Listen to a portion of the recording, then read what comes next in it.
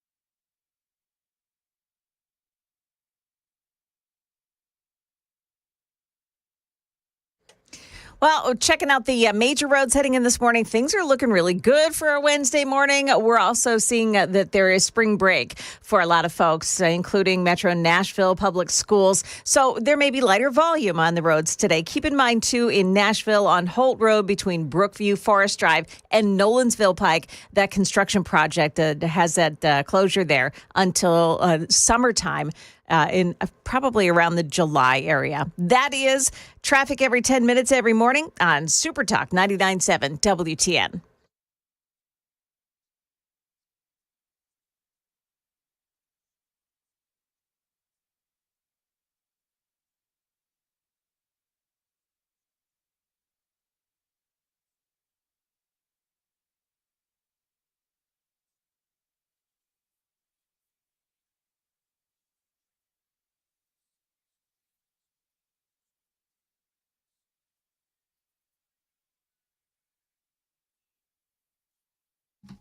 .506 Nashville's Morning News on Super Talk 99.7 WTN. Good morning to you, friends. Hope you are doing well. It is Wednesday, March 12th. I got to tell you, Trump had a great day yesterday.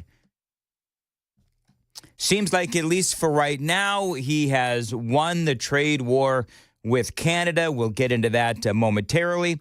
We've got Ukraine agreeing to a 30-day ceasefire. We're going to get into that as well. There's some new polling that has come out, and people still digging what Donald Trump is doing. In other words, it does seem to me like the president is on a roll. So I've got a big show ahead. Hope you're doing well. We do have the super text line. It is open. Send me a note. Tell me good morning. 615-737-9986. Joan is here as well. KGB is producing. Let's get into the news. Today is a big day in the tariff war between Canada and America, as the increased tariffs on steel and aluminum is now taking effect. You heard Joan talking about that there in the news from the Associated Press. Trump's action to bulk up protections for American steel and aluminum producers restores effective global tariffs of 25% on all imports of the metals and does extend the duties to hundreds of downstream products made from the metals, from the nuts and the bolts to bulldozer blades and soda cans. The run-up to the tariff deadline came with some drama yesterday as Donald Trump threatened Canada with doubling that duty to 50% on its steel and aluminum exports to the U.S.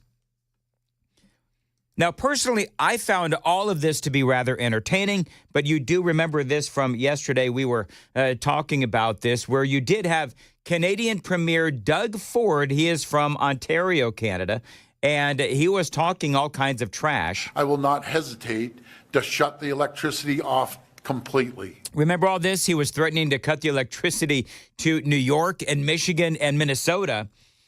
Well, apparently Donald Trump got a little ticked off at that, as he should, because this guy, he escalated from tariffs to literally cutting the power to 3 American states. Now, as I discussed yesterday in great detail, there's a lot of other places for these states domestically to get their electricity, and I really do believe that this should be inspiration to upgrade our grid, to do what we need to do to stop using Canadian electricity. And so I think that's part of what happened yesterday is the Trump team reached out to Doug Ford, Ontario, Canada Premier, and say, dude, you need to chill out. So Trump comes back yesterday, again, with this threat of doubling that 25% tariff to 50%. And suddenly Doug Ford says, never mind. There's a point that both parties are heated and the temperature needs to come down. I think a couple of things happened.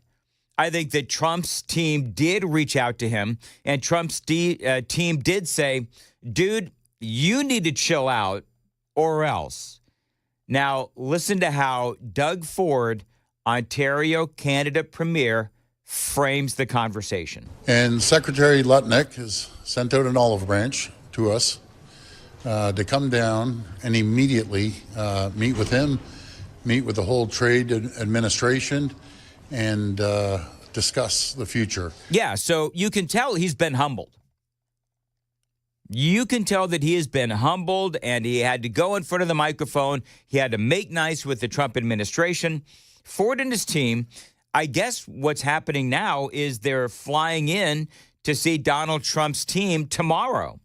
They're flying to D.C. That is important. In other words, they need to make this right with Donald Trump because they escalated this thing way beyond reason. So I want to thank Secretary Lutnick for reaching out, putting that olive branch in. I've been in business a number of years, a lot of negotiations, and part of the last negotiation, when someone does that, you have to respect that person for putting out that olive branch, and I'm going to make sure we go down there and have a very good but strong and confident conversation. Right. I'm pretty sure that respect is going one way because I'm reasonably certain that the Trump administration is looking at Ontario Canada Premier Doug Ford as just somebody who they don't really want to have to deal with. They are. He is flying in to see them. And I think part of what happened too, because I listened to his whole statement, part of what happened too is that he got slapped around by some of the other premiers. I think that's part of what's going on. Remember this guy again, he's like the governor of his province. So he's talking smack, and then Trump threatens all of Canada. So I think part of what happened is he got an earful from the other premiers in Canada because he came back with his tail between his legs. I feel as a province, and I only speak for the province of Ontario, I want to reaffirm I do not speak for any other premiers. Everyone's very patriotic, and we have the best premiers I've ever seen. But basically, I was talking out my arse. I think that is basically what he had to come back and say. Now, as you can imagine, this was a really big topic of discussion yesterday. The Associated Press, during the White House press briefing, they asked a really loaded question. I don't know if you've heard this yet. You probably have, but I love how Caroline Leavitt responded accordingly. Listen to the Associated Press and how they asked about these tariffs. When President Trump last addressed the BRT when he was on the campaign trail, his big push was on tax cuts. He's going there today as he's proposing tax hikes in the form of tariffs. I'm curious for why he's prioritizing that over the tax cuts. He's actually not implementing tax hikes. Tariffs are a tax hike on foreign countries that, again, have been ripping us off. Tariffs are a tax cut for the American people, and the president is a staunch advocate of tax cuts. As you know, he campaigned on no taxes on tips, no taxes on overtime, no taxes on Social Security benefits. He is committed to all three of those things, and he expects Congress to pass them later this year. So this AP reporter, he frames it as a statement that Trump is trying to raise taxes. Now, clearly, if you know anything about this, and I know that you do, that's not what Trump is doing. A tax is a tax and a tariff is a tariff. They're two completely different things. Now, you can interpret it as a tax hike if you want, but if we're going to really be honest about this, a tariff is a tariff and a tax is a tax. Now, the result itself from these tariffs may or may not result in higher prices in the short and the long term. We'll have to wait and see how it goes. But bottom line is, this is not a tax hike. So the premise of the question, it is flawed and it is dishonest. This year. I'm sorry, have you ever paid a tariff? Because I have. That's They don't get charged on foreign companies. They get charged on the importers. And ultimately, when we have fair and balanced trade, which the American people have not seen in decades, as I said at the beginning, revenues will stay here, wages will go up, and our country will be made wealthy again. And I think it's insulting that you're trying to test my knowledge of economics and the decisions that this president has made. I'm now regret giving a question to the Associated Press. There you go, the Associated Press. Winning influence with the White House. And so we'll have to see if, and by the way, I don't like the way that they frame the question. However, it is a legit question to ask, but just in a different way. We're going to get into that and a whole lot more from Super Talk 99.7 WTN. It is 5:15, time to check the roads.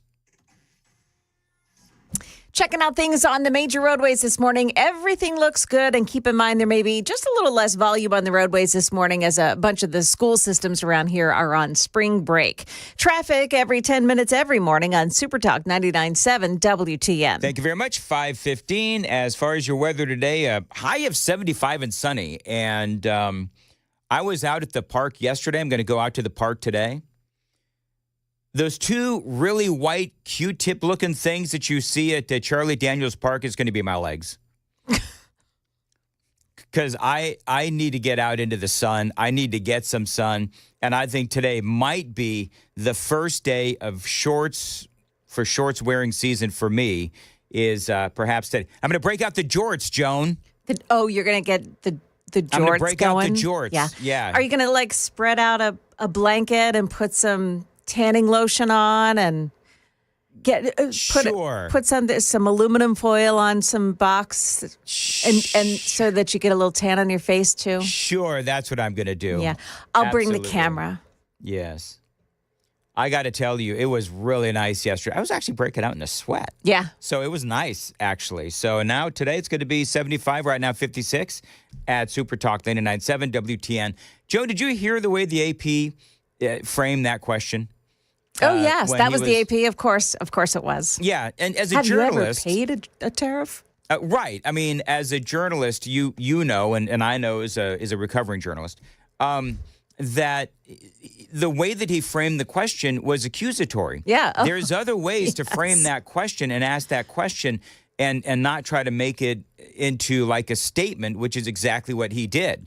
So I understand the way that she answered was rather hostile, but you know what? He deserved a little hostility for the way that it was asked. And here's the great thing about Caroline Leavitt is she's not afraid to fight back. You know, if it was Corinne Jean-Pierre, she would just lie and stick to her notes. But Caroline Leavitt, I mean, she gave it right back to him, both barrels, and I loved it. And part of the conversation with these tariffs, and this is important, is that she is able to make the distinction between tariffs and taxes.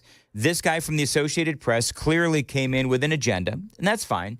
She did answer it well, I thought, but then she went on to talk about tariffs from Canada and other parts of the world as well, just to let people know how unfair these tariffs are when it comes to our exports into other parts of the world.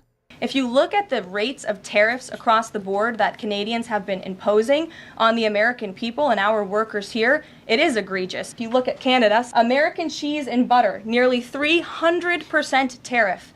You look at India, 150% tariff on American alcohol. You think that's helping Kentucky bourbon be exported into India? I don't think so. 100% tariff on agricultural products from India. Look at Japan, tariffing rice, 700%.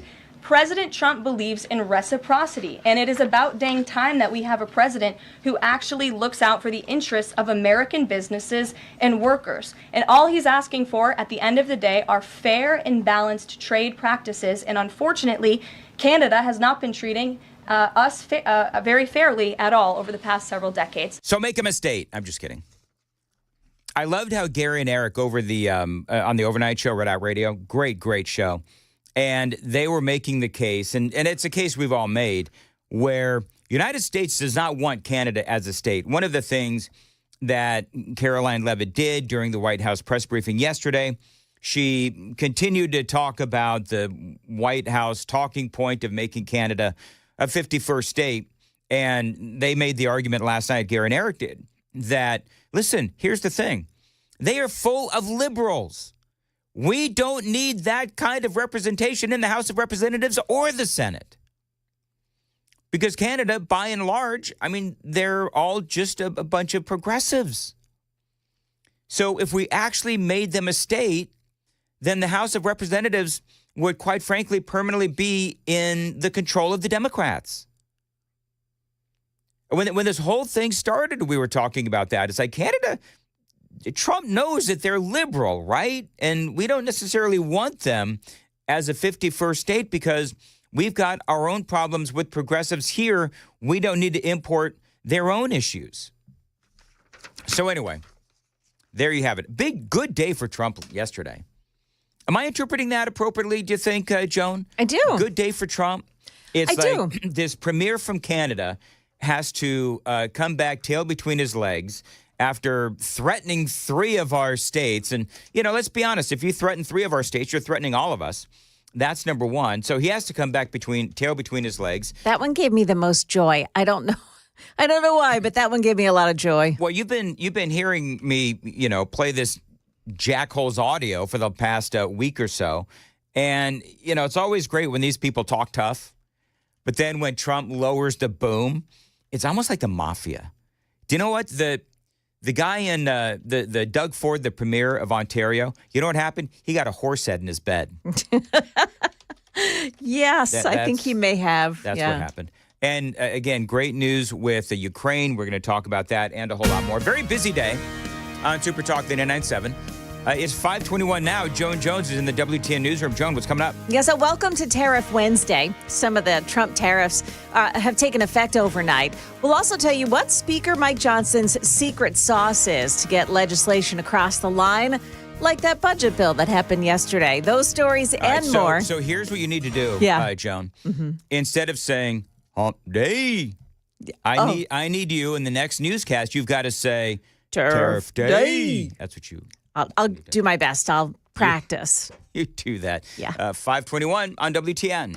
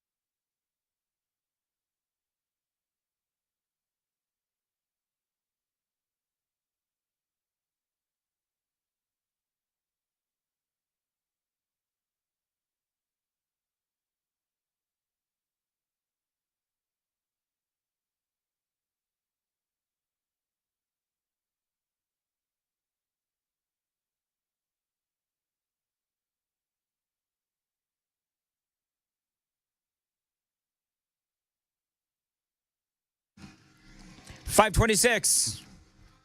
Nashville's Morning News on Super Talk 99.7 WTN. Watch us on YouTube. Like us and subscribe and all that. I think we're almost at, KGB, you can look this up. I think we're almost at, is it 7,000 subscribers? Is that where we are almost at with We hit YouTube? 7,000. What? We hit 7,000. Oh, did we? Oh, okay. Where are we at now?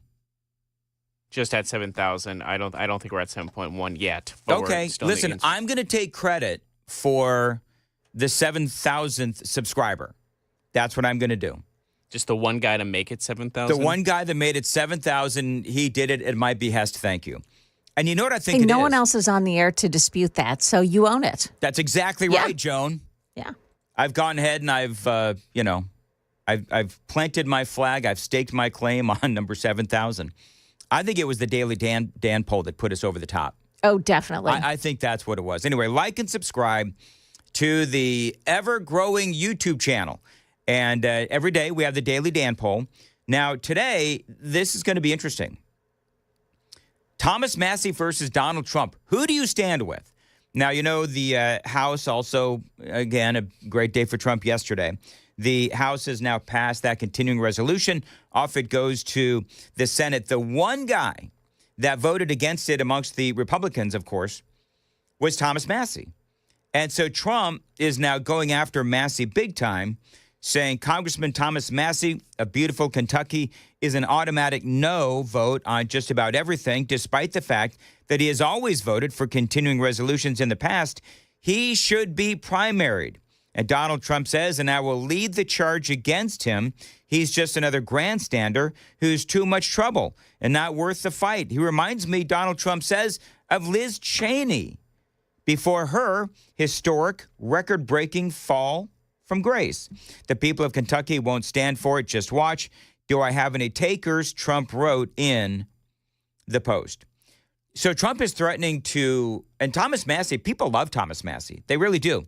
His whole thing is very much about responsible spending, smaller government. He is not for, by and large, this continuing resolution. I don't know about his past history of voting for continuing resolutions. But basically, the bottom line is Trump is threatening to primary or find someone to primary Thomas Massie, and Trump would do his best to lead the charge, getting Thomas Massie out of office in the upcoming midterm elections. So the Daily Dan poll today, basically, who do you stand with? Thomas Massie or Donald Trump? And so far, KGB, what is the exact wording of the poll, and who is saying what? So Trump versus Massie, whose side are you on? 83% to Trump to 17 Massie. Okay, thank you very much. It is 5:30 on Nashville's Morning News on Super Talk 99.7 WTN. Super text line is open. Thank you. By the way, I asked people to literally say good morning to me, and several of you did. Thank you. I don't know why I need the good mornings this morning. It's been a rough day so far. 5:30, though, right now on Super Talk 99.7 WTN.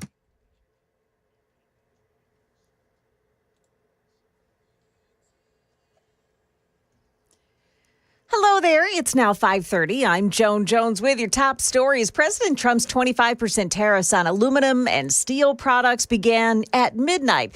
Now, it's not causing any sell-off on the pre-markets so far, but all the back and forth is keeping investors on their toes. Jay Woods is Chief Global Strategist for Freedom Capital Markets. It's getting a little angsty, I would say. These sell-offs normally happen once a year, 10% corrections, but we haven't had one since 2023. And when you live through it with all the headline risk we continue to see, it gets people panicked, and we haven't seen that panic, but it feels like a washout is coming. And to me, as a long-term investor, this is a great opportunity to buy, but when you live through it, it's never fun. I think you just made up a new word, angsty. Well, there is a 1-month exemption for automakers complying with the USMCA agreement. The Republican-led government funding bill that passed in the House yesterday now advances to the Senate. ABC's Jay O'Brien on the show of unity from Republicans. When the vote happens, Mike Johnson pulls it off. He doesn't get a single additional no vote other than Massie. None of those maybes end up voting no. And he actually picks up one Democrat, a moderate Democrat, Jared Golden of Maine, who's in a very competitive district. And so all of this drama, all of this hand-wringing, can Mike Johnson pull this off? It's a test for Mike Johnson, et cetera, et cetera. He ends up pulling it off, but with a lot of help and pressure from President Trump. Now, in the Senate, this bill will require a supermajority of at least 60 votes to pass, and that means the support of some Democrats is needed here. The Franklin Fire Department has started a new leadership academy. They'll train future firefighters, those who are recently graduated from high school or about to graduate. It's a 19-week program. The fire department says it's accepting applications now through Friday of next week. That's the latest news. We've got your traffic and weather just ahead. I'm Joan Jones, WTN News.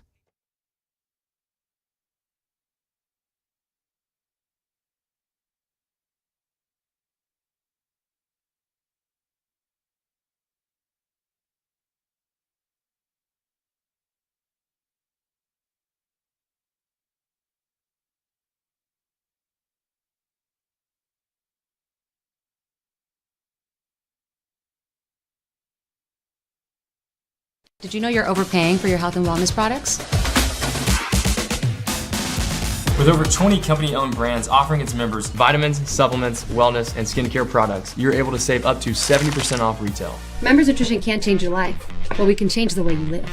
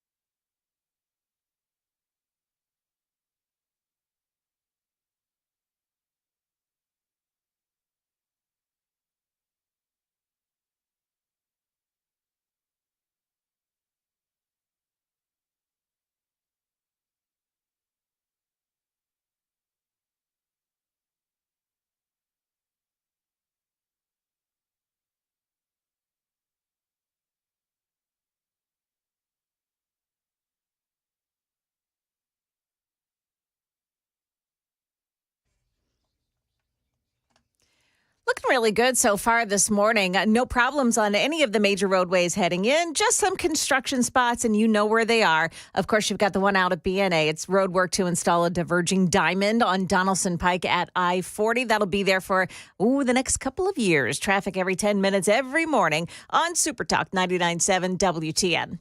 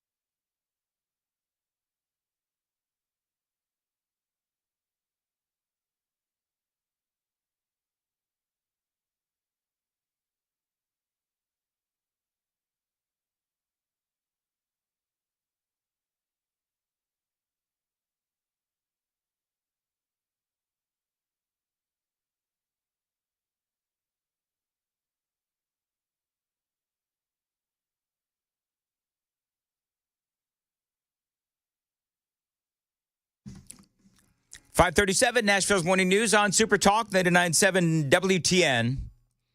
Dan here, along with Joan Jones, KGB producing. All right, so Joan, have you been practicing what I told you to practice? Oh, right. It's not hump day. It's tariff day. How am I doing? KGB, you got a verdict on that? I mean, I don't 8 think I out of really 10. have a strong presence that way. Tariff day. Whatever. Moving right along. I love this. Gives me a double chin when I do that. Go on. That's a lie. Because, you have to put your chin down. Well, don't put your chin down. Day. Tariff day. I guess you We do, got to don't get you? the camel. Yeah. We got to get the camel from those actual commercials to do it. We got to find the voice actor. Well, can you just get him? And we'll substitute. I bet you we could somehow figure out a way to do that through AI. Oh, yeah. We actually absolutely could. I bet you we could. Are we intelligent enough to understand AI, though? Oh, I could do it. Yeah, in about 5 years. So I love this. Joan, have you heard of Operation Just Let Them Speak? No. Operation Just Let Them Speak is the secret Republican plot to make liberals look like idiots. Oh, yeah. Well, Get they're it? doing a good job. We are. I've got the latest and the greatest version of Operation Let Them Speak. Need some audio, KGB, if I could.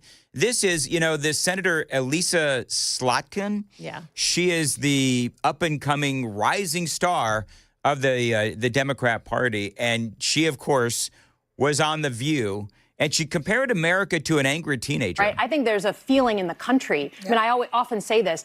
We're about to turn 250 years old, right? We're still pretty young for a country. These are our like our angry teenage years, right? We are going through this push and pull where we're happy, we're sad, we want this, we want that. And what do you do when you have a teenager who's threatening themselves and others? You just try to get them through this period alive so that their brain can fully form and you can come back to kind of what Are a you country. talking about Trump? No, I'm talking about our country. We're pendulum swinging. We're pendulum swinging. And so for me, I think I don't think there's a single American who feels like this is normal. What the hell is she talking about? I don't even understand what she's saying. It's called elections. Elisa, right? Alyssa. What is it? Alyssa Slotkin. Alyssa, not Elisa? Can I Correct. call her Elisa because I believe that she's dumb? But absolutely you can. So, Alyssa. So, when she says America is like an angry teenager and you only want to get them through the day and people are back and forth like a pendulum and all that, well, we had a really bad 4 years because of your party. So, yeah, we're like a pendulum. But it just doesn't make any sense what she's saying.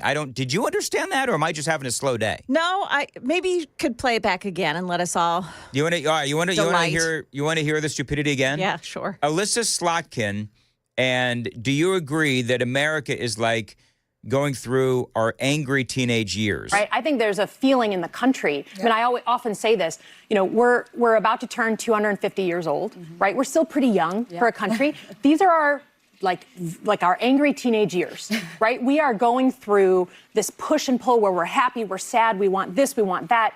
And what do you do when you have a teenager who's threatening themselves and others? You just try to get them through this period alive so that their brain can fully form and you can come back to kind of what Are a you country. talking about Trump? No, I'm talking about our country. We're pendulum swinging. We're pendulum swinging. And so for me, I think I don't think there's a single American who feels like this is normal. Does that make sense to you? Okay, there's a couple things about this, and I think this reveals a lot about her. When's the last time you knew a teenager who threatened themselves and others? That sounds pretty desperate and disturbing. Alyssa, what do you know about this? And then we're pendulum swinging. That's such a therapist sounding diagnosis. Oh, I don't know. I think she's revealing a whole lot about herself. She's dumb. I think that I think you're. What's a polite way to say it? You're being polite. Yeah.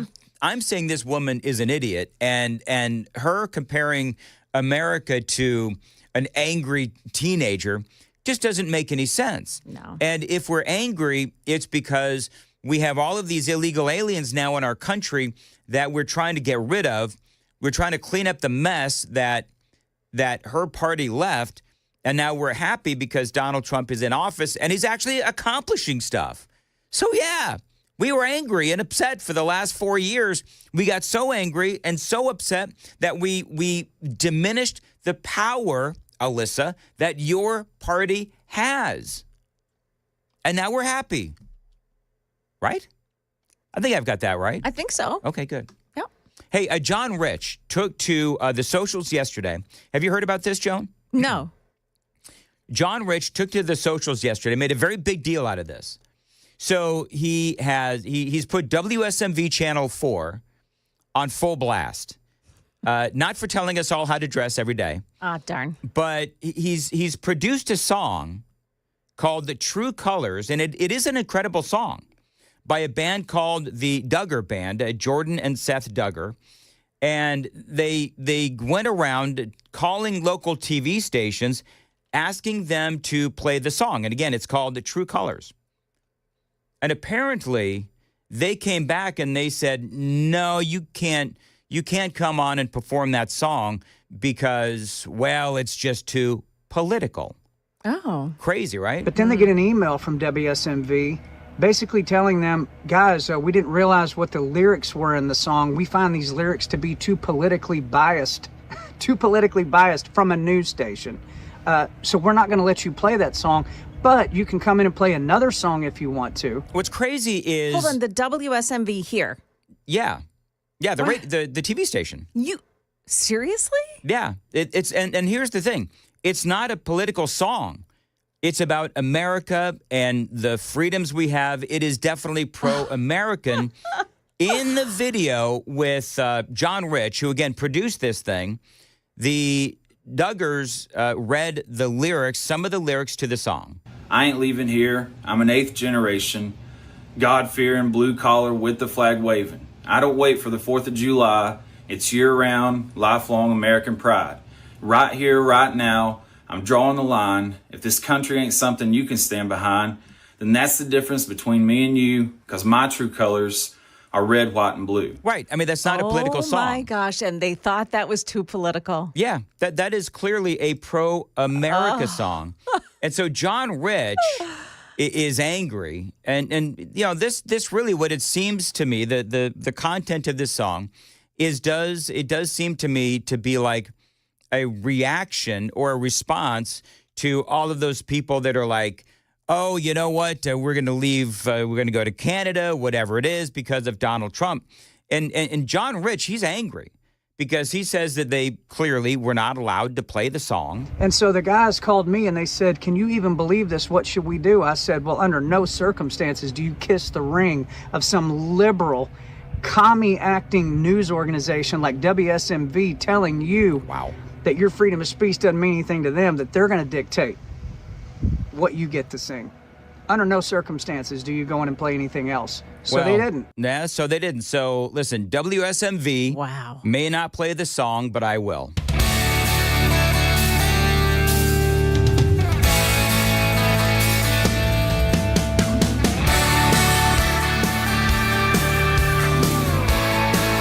Love the guitar riff. I see you looking down while I'm looking up. You're just sitting there sipping on that Starbucks cup, hating on everything, not doing anything. I crank up some Toby Keith, climb back in my truck, and it don't matter where the chips may fall. That Statue of Liberty will be standing tall. The best part about the land of the free is if you don't like it, you're free to leave. But I ain't even here. I'm an 8th generation guy. With a flag waving, and I don't wait for the 4th of July. It's year-round, lifelong American pride, and right here, right now, drawing the line. If this country ain't something you can stand behind, then that's the difference between me and you. 'Cause my true colors are red, white, and blue. What a great song. I mean, that is a great song. They even mentioned one of my favorite artists, of course, Toby Keith. And you heard he's even quoted, yes, in the lyrics. And so the guys in this video, they talk about what the inspiration to the song is. And I love what they have to say. We as a show and a station do not allow any politically biased songs on either side of the line. We're going to have to ask the band to perform a different song on Wednesday. We could still mention that they recently released it, but we will still need to explore a different song to perform. Please let us know if you have any questions or how we can help make this change. We wrote this song because we're proud to be Americans and we're tired of people putting the USA down. There you go. And so it seems to me like this song, it is an ode to flag-waving, America-loving patriots. And so it is sad these days that kind of an attitude where you're talking about how much you love America is considered a political song. Yeah. I mean, is that considered a political song? It's considered a patriotic song. Is it political to be patriotic? Sadly, I think it is these days. Yeah. For people on the left. Because if you're patriotic, I mean, literally, Joan, the phrase, make America great again, is considered political. Political, yeah. It is Oh, yeah. insane to people. And by the way, to us, to conservatives and patriots, it's common sense. And so they do say, again, in the email, you heard them read from the email, they say that SMV television was clear in the email that they don't do politics on either side of the aisle, left or right. Such a bunch of bullcrap. I go through their stuff every single morning. Yeah. And I am just amazed at how they frame everything. They frame it in such a way. And each of the anchors and the reporters also put pieces online. A lot of times on Instagram, they'll record something and present a news story. They always present those news stories from the left. Yeah, it's just slanted. Yeah. It's slanted and biased. And so, by the way, if you want to see the video or if you want to hear the song, follow me on X at Dan Mandis Show, and you can hear it in its entirety. But I will also say this, Joan. Congratulations to the Duggar Band because they're no doubt getting far more publicity than they typically get because of all of this. So I had never heard of these guys until 1 o'clock in the morning when I saw John Rich. I saw him on X, and he was promoting the band and telling the story. And then, I heard this amazing song. God bless the US of A. I ain't leaving here. I'm an 8th generation, God-fearing blue collar with the flag waving, and I don't wait for the 4th of July. It's year-round, lifelong American pride. Right here, right now, drawing the line. If this country ain't something you can stand behind, then that's the difference between me and you. 'Cause my true colors are red, white, and blue. So there you go.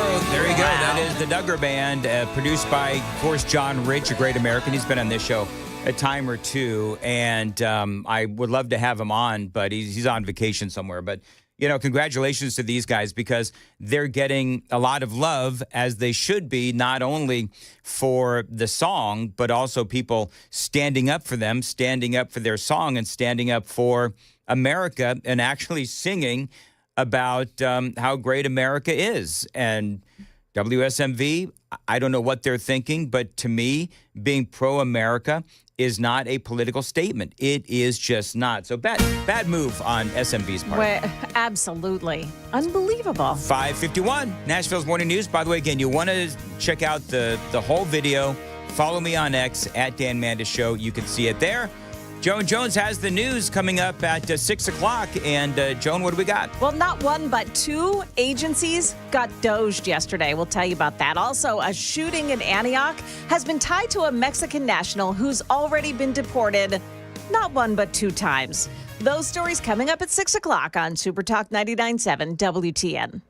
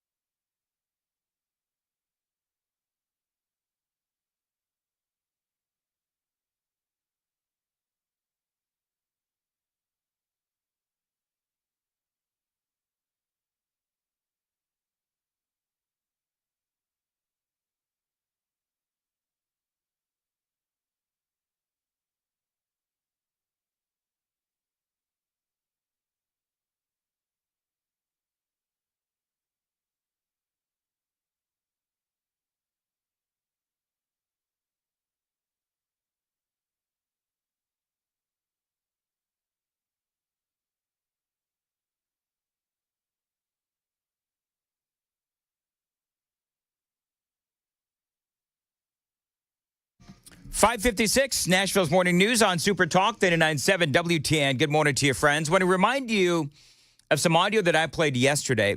This is Elon Musk, and he's talking about the massive savings that he's been able to find thus far through Doge.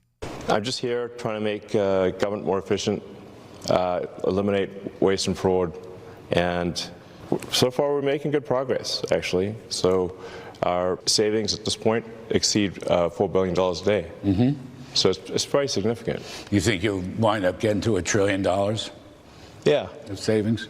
I mean, unless we're stopped, we will get to $1 trillion of savings. Yeah, and one of the things that he said is that, and remember how the media is framing this, one of the things that Elon said was that there's a lot of waste and fraud going on in Medicare and Social Security. And so he said that that's the big one where you can cut. And what he was talking about was waste and fraud. The media, of course, what they did was they said very misleadingly that Elon Musk is talking about cutting Social Security and Medicare and Medicaid and all of that. And that's not even close to what he said. He said we're looking to cut the waste and the fraud. And I will expand upon that and say cutting waste and fraud to make Medicare and Social Security stronger and more robust for the American people. Because when you fix a problem, then it makes the program even better and more robust. So that came up, of course, yesterday, as you can imagine. As Caroline Leavitt was engaged in her White House press briefing, the media asking the question, is Elon Musk and Donald Trump, are they going to cut this $500 to $700 billion from Social Security and Medicare, just like Elon said? It's not what he said. But here's what happened. I want to ask about some comments Elon Musk made yesterday. He said that there is $500 to $700 billion in waste and fraud and entitlement spending. He called it, quote, the big one to eliminate. Earlier this month, he also referred to Social Security as a Ponzi scheme. Should Americans expect changes, big changes, to Social Security and Medicare? President Trump has been unequivocally clear on this. He is going to protect Social Security and Medicare benefits and Medicaid for hardworking Americans who paid into these entitlement programs and deserve those hard-earned benefits. And unfortunately, the mainstream media has taken Mr. Musk out of context. I saw a Bloomberg headline that our team actually worked on getting updated and fixed because it was so wrong, and it took Mr. Musk out of context. What he was specifically referring to cutting was the waste and the fraud and abuse that does exist in these programs. According to an IG report from the Social Security Administration, there's more than $70 billion of fraud in the Social Security program alone that we know of. And so the president will continue to protect these programs for hardworking Americans, and actually cutting the waste, fraud, and abuse out of these programs will protect it for hardworking Americans. There you go. So Caroline Leavitt, speaking the truth, correcting the media's lies on what it is that Elon Musk said. By the way, watch us on YouTube. Take the Daily Dan poll. I can subscribe. And today's Daily Dan poll, I think it's actually a pretty good one. Who do you side with? Congressman Thomas Massie, who voted against the continuing resolution, the only Republican to vote against the continuing resolution. Donald Trump is now calling for Massie to be primaried, and he is willing to lead the way. Who do you side with, Donald Trump or Thomas Massie? Take the Daily Dan poll. We've got a lot more straight ahead. Big news on Ukraine. It is Super Talk 99.7 WTN.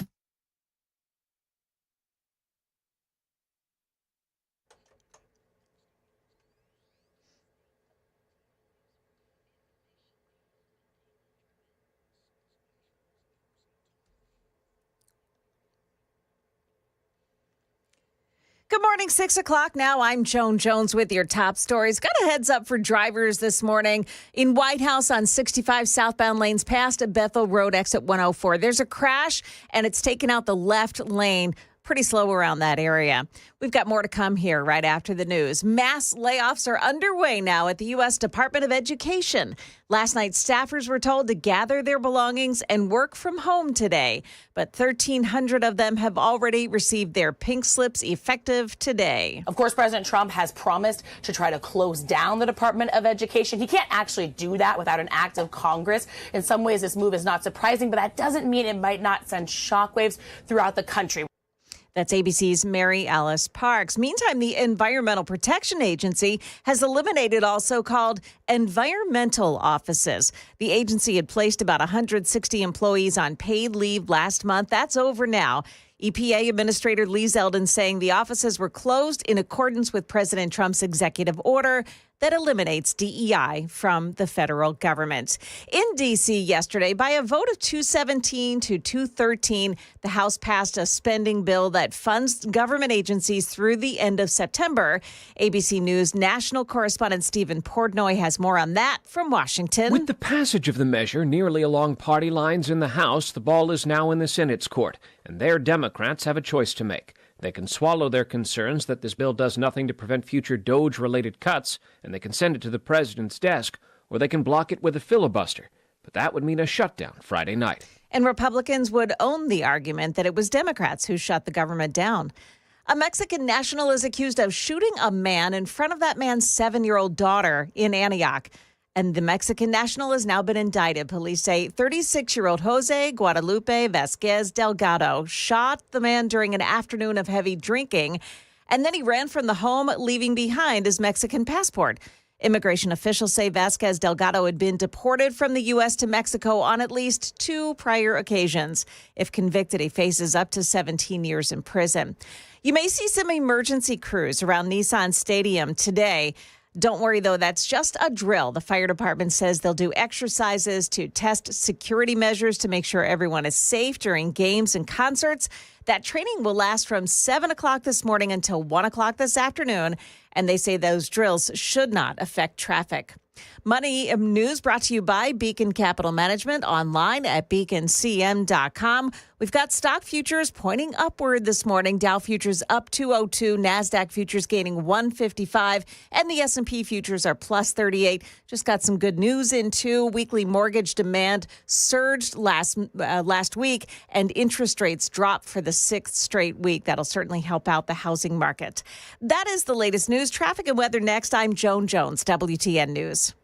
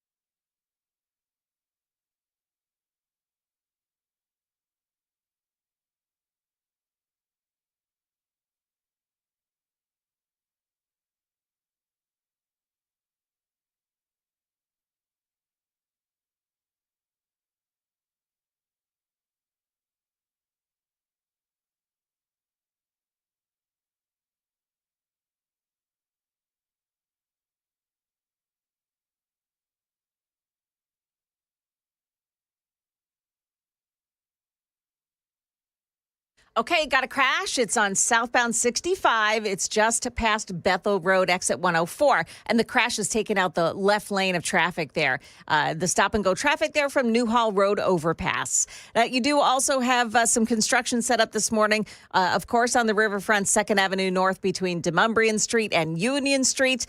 Careful as you go around those areas this morning, and keep in mind that we do have spring break for a lot of school systems today, this week. So volume should be a little less today. Traffic every 10 minutes every morning on Super Talk 99.7 WTN.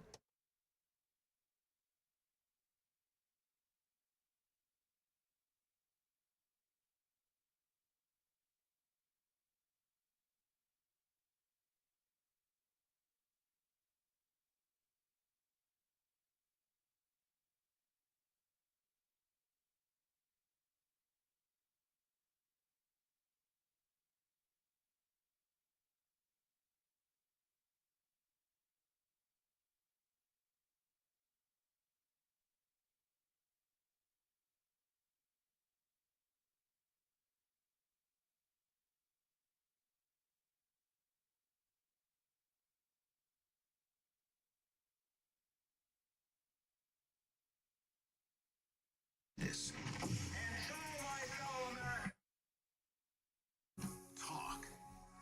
6:07, Nashville's Morning News on Super Talk 99.7 WTN. What an incredible day for Donald Trump yesterday. Oh, my Lord. So you got the continuing resolution that is now made it through the House of Representatives. We'll see what happens in the Senate, but that in and of itself, a victory for Donald Trump. We, of course, know about, and I was talking about this in the previous hour, you also have the ceasefire, 30 days. Ukraine has now agreed to the ceasefire. We'll have to see what happens on the Russian side. We're going to get into the details of that momentarily. Of course, it is Tariff Wednesday, where now the tariffs have gone into effect. Canada, though, the premier of Ontario, Canada, backing down after the Trump administration. Remember, this is the guy that said that he was going to cut the electricity to New York and Minnesota and Pennsylvania. Remember that whole thing from yesterday? He totally and completely backed down after Trump said, really? Is that really what you want to do? Then I'm going to go ahead and I'm going to double that tariff to 50%. And he totally, completely backed down. Department of Education, of course, is a big one as well. A lot of people getting the pink slips. That is a conversation we'll continue to have throughout the day as well. So Trump is definitely getting stuff done. But I think one of the biggest victories that he had yesterday is the ceasefire, possible ceasefire in the Russia-Ukraine war, where the president has been able to, if Russia agrees, to negotiate that 30-day ceasefire. This was Marco Rubio yesterday. Today, we made an offer that the Ukrainians have accepted, which is to enter into a ceasefire and into immediate negotiations to end this conflict in a way that's enduring and sustainable and accounts for their interests, their security, their ability to prosper as a nation. Now, hopefully, we'll take this offer now to the Russians, and we hope that they'll say yes, to peace. The ball is now in their court. And but again, the president's objective here is, number one, above everything else, he wants the war to end. Yep. And I think today Ukraine has taken a concrete step in that regard. We hope the Russians will reciprocate. So Rubio, of course, he says this is a serious deal, and he wants this to end now. Donald Trump wants this to end now. What is the deal? In the deal, this does apply, the ceasefire. It applies to the entire front line. It also applies to air and sea operations, everything. It can be extended at any time if both parties agree. Russia, of course, as I've mentioned, they do have to agree to this. The ball is now in their court. We'll have to see what they do. But the U.S., because Ukraine agreed to this, the U.S. is now lifting our pause on intelligence sharing, and apparently we're going to resume some security assistance as well. The minerals deal is also back on the table. That would be huge, too. Remember, part of this discussion is, yes, to stop the killing. But the other thing in play is the mineral deal, and we've all been talking about that deal. This is a very big deal. And it's one of those, people always like to talk about Donald Trump. He's playing 3D chess and all this. That's what he's doing right now. Donald Trump is playing 3D chess, and you've got the rest of the world trying to keep up. Now, yesterday, you remember, related to the mineral deal, I've been talking about this for a long time, but I asked Stephen Bucci with the Heritage Foundation. He is a foreign policy and military analyst for the Heritage Foundation. And I did ask Stephen Bucci, tell us about the importance of this mineral deal? It would be very, very helpful for America. The deal is for access to rare earth minerals, which right now are illegal to mine in the United States. So we have some here, but we can't touch them. It's just the process they use to mine these things is so horrific to the environment that our laws won't allow it. But we need those things. And right now, the only other area and peoples that have access to those are in China. And the Chinese want to keep them, use them as a tool to put pressure on the United States and the West. Trump is looking for an independent source of those minerals that we can control so that we don't have to bow to the Chinese when it comes down to a shortage of those minerals. So the United States controlling those things would be very good for the United States. I think it would also be good for Ukraine because it would be a pretty blunt statement to Russia to back off without calling it a security guarantee. Right. I mean, that is, at least to me, a great point, which is, okay, so short of actually saying we will commit to ensuring that Russia does not intrude any more on Ukraine than what they already have, what could be more impactful than an actual partnership with Ukraine to help them get these minerals? And then, of course, we would get some of those minerals. And then that helps us. And it does help us also put China to lessen their power. I mean, that's huge. And so Caroline Leavitt was on Hannity last night, and instead of President Trump getting the praise he deserves, you have all of these media folks that are, of course, blasting the president at every turn. The president is obviously very engaged and involved. He was briefed throughout the day today on the situation unfolding in Saudi Arabia. But to your point, Sean, there were a lot of doubters in the media and here in Washington, D.C., the same foreign policy class that has always doubted President Trump continues to. I'm not sure when they will learn, but the president masters the art of the deal. He is a negotiator in chief, and he put President Zelensky in his place and told him that the Americans are serious about a long-term peace deal, and we are very, very pleased with the way that the Ukrainians and this deal today turned out, and we hope that this will continue in a long and everlasting peace. That's President Trump's goal, and we hope we can deliver on that goal. All right, so now the ball is in Russia's court. You think Russia will actually say, okay, we will agree to a 30-day ceasefire? So Trump has been playing both sides, obviously. He's been dealing with Zelensky. He's been speaking with Vladimir Putin. And I think that Trump, on the one hand, when he's playing both sides, he's playing sort of good cop, bad cop, where he's speaking to Putin and he says, God, this guy Zelensky, man, he's driving me nuts. He's such a malcontent. If he would only agree. Well, now Zelensky has agreed. And so Putin, he now doesn't want to look like the malcontent or the one that's not willing to play ball. And so now he's got to say, okay, let's agree to a 30-day ceasefire to see if we can work out a deal. So all eyes now are on Vladimir Putin. I guess there is going to be a meeting between Donald Trump's team and Vladimir Putin's team coming up. But suddenly Zelensky now is being seen as the one who is being gracious and wants to engage in peace talks, wanting to work this out. So now Putin, if he wants to be seen as the same, then he's going to have to agree to this. And so, and as Stephen Bucci told us yesterday, and this is, common, Trump has to figure out a way.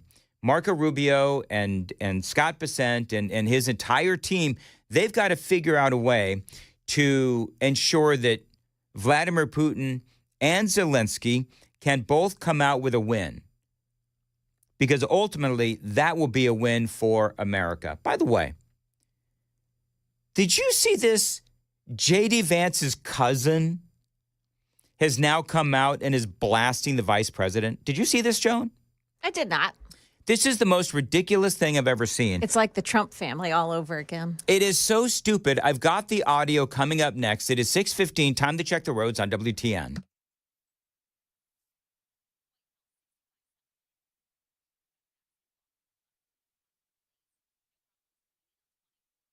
though unusual delays on 440, 840 running accident-free.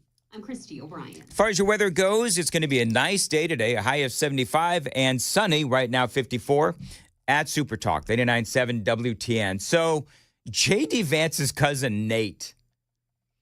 Now, he's a warrior. He fought on the front lines of Ukraine through a battalion called Da Vinci Wolves. So he's an American. He's out of Texas, and he went to go fight in the war. And okay, fine. That he said that he did that because he wanted the perspective of being on the front lines.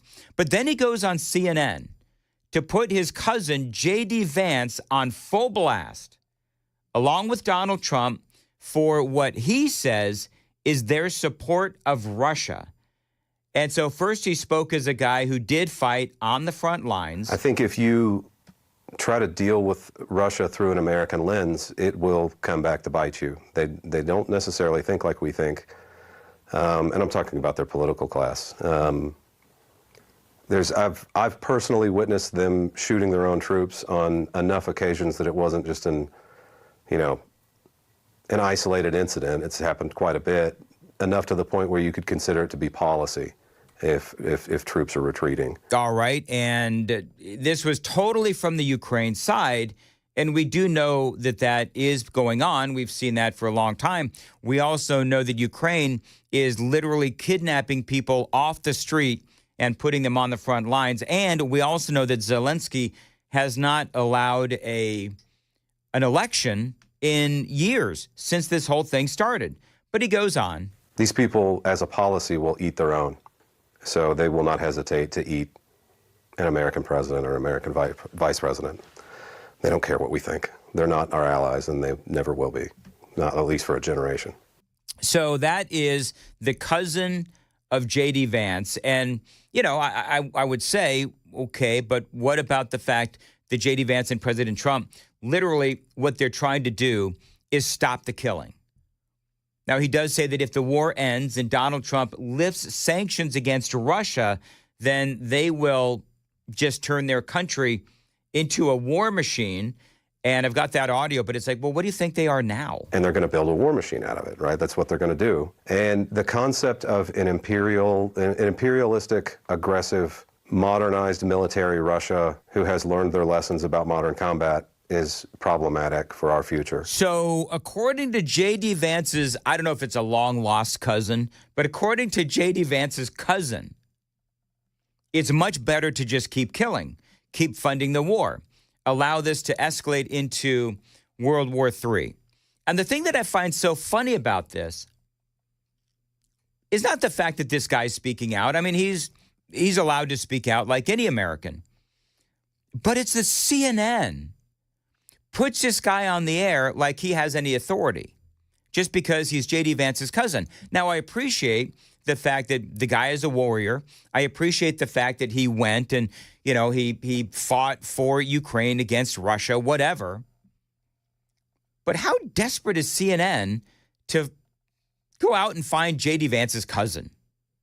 But this guy is making the rounds, and so J.D. Vance has now responded to what his cousin has said. And I've got J.D. Vance's response. It is classic J.D. Vance. I cannot wait to share that with you. It is coming up next on Super Talk 99.7 WTN in Nashville's Morning News. By the way, watch us on YouTube if you would. Like and subscribe as well. We are at 7,000 subscribers. So if you'd like to, please do so as well. You can watch us. You can also take the Daily Dan poll. And today's Daily Dan poll, who do you side with? Do you side with Congressman Thomas Massie, who voted against the continuing resolution, and now Donald Trump is putting him on full blast, and he wants to primary Thomas Massie? Who do you, and he's, by the way, the only Republican that voted against the continuing resolution, who do you side with? Do you side with Donald Trump or do you side with Thomas Massie? That is today's Daily Dan poll. What are the results thus far, KGB? 85-15, Trump is leading. All right, 85-15, Trump is leading. Thank you very much. It is 6:21. Joan Jones is in the WTN newsroom. And Joan, what's coming up at 6:30? So, Dan, you know this. Tariffs take effect today. So are they having any effect on pre-market Wall Street trading? We'll take a look. And President Trump pardoned a former Tennessee senator yesterday. We'll tell you that story coming up here at 6:30 on Super Talk 99.7 WTN.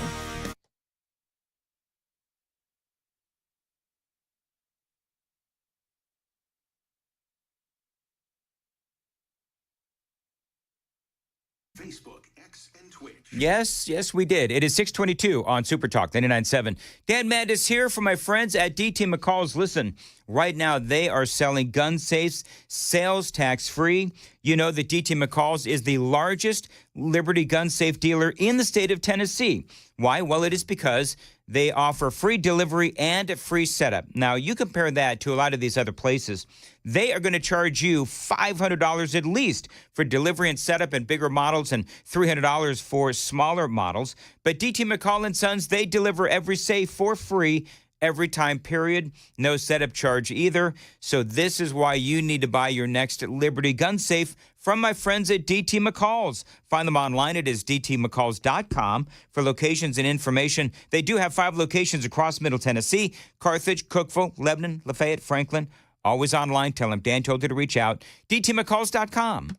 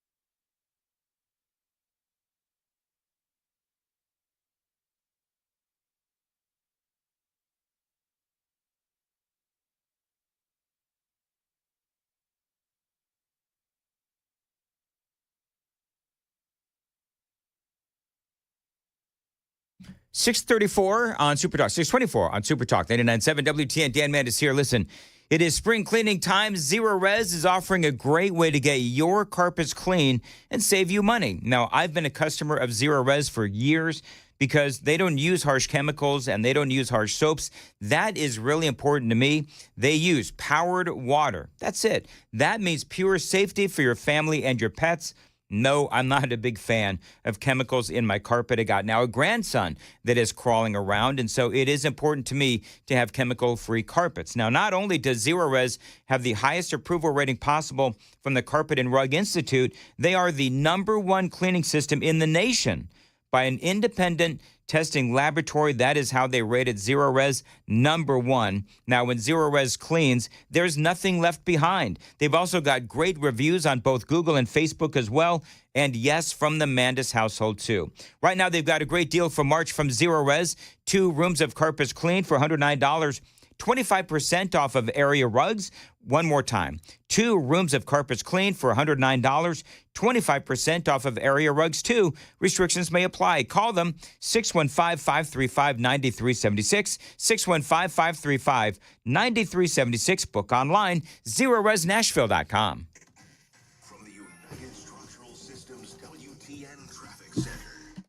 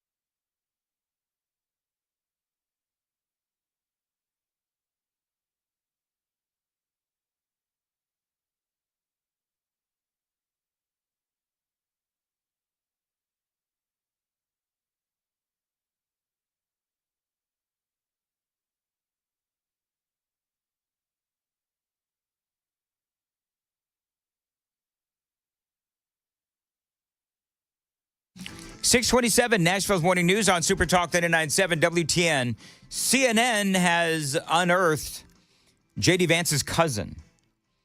And they put this guy on the air and, just begging Nate Vance to criticize J.D. Vance and Donald Trump and the whole discussion regarding Russia and Ukraine.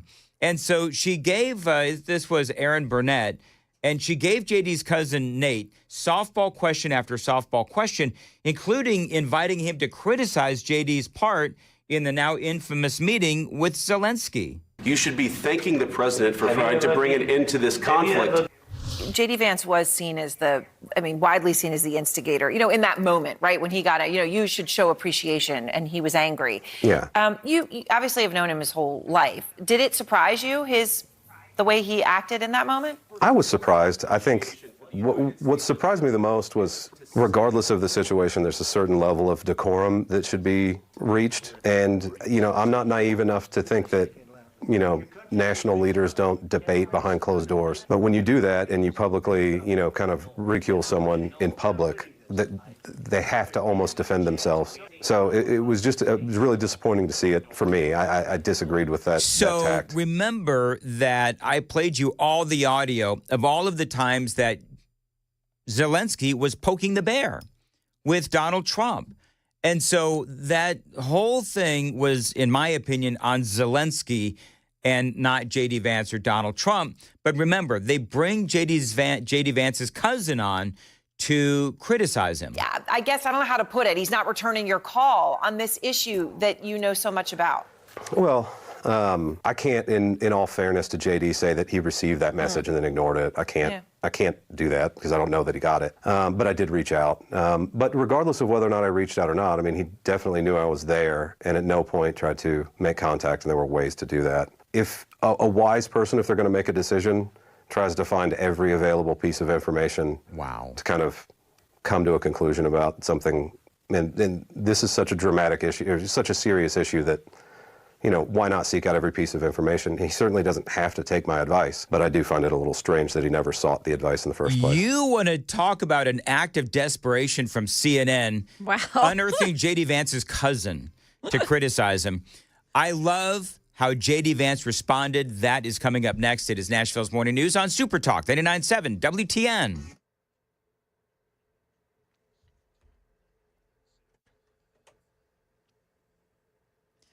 Good morning now, 6:30. I'm Joan Jones. With the latest news, we do have an accident this morning on 24 in the westbound lanes before Almaville Road exit 70. Police reporting an accident in that spot this morning. That could slow things down a bit. We'll take a look at it again just after the news. The 25% tariffs on steel and aluminum products began at midnight. And this morning, the European Union has responded, saying member states are placing countermeasures on $28 billion worth of U.S. goods. While stocks wavered yesterday, they are holding steady in positive territory in early trading right now. Jay Woods is chief global strategist for Free Capital Markets. He says it's a good time to take advantage of Wall Street. It's getting a little angsty, I would say. These sell-offs normally happen once a year, 10% corrections, but we haven't had one since 2023.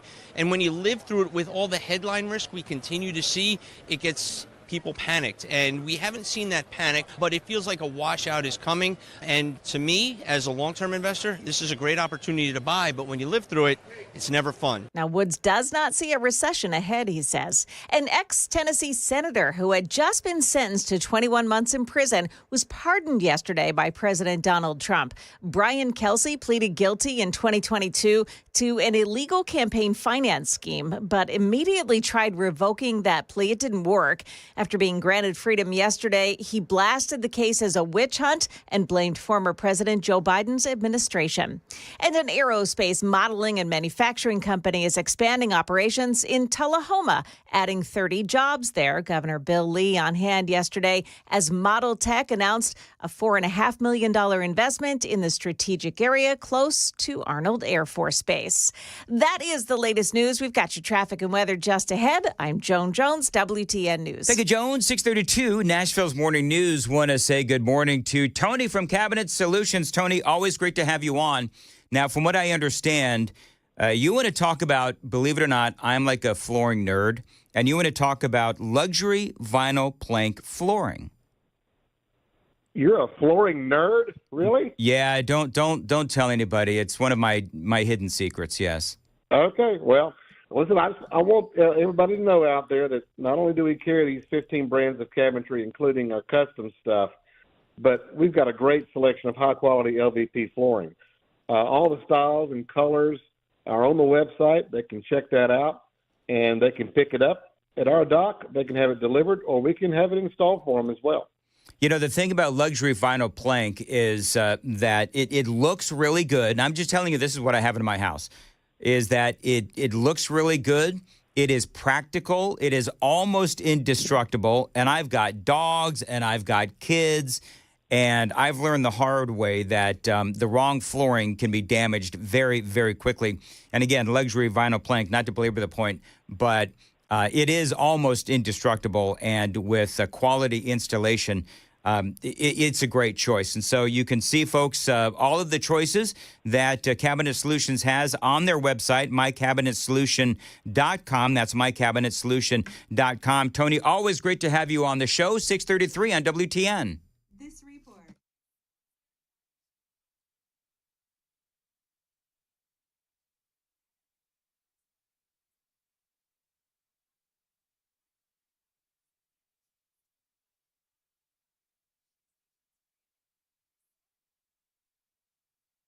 Fall.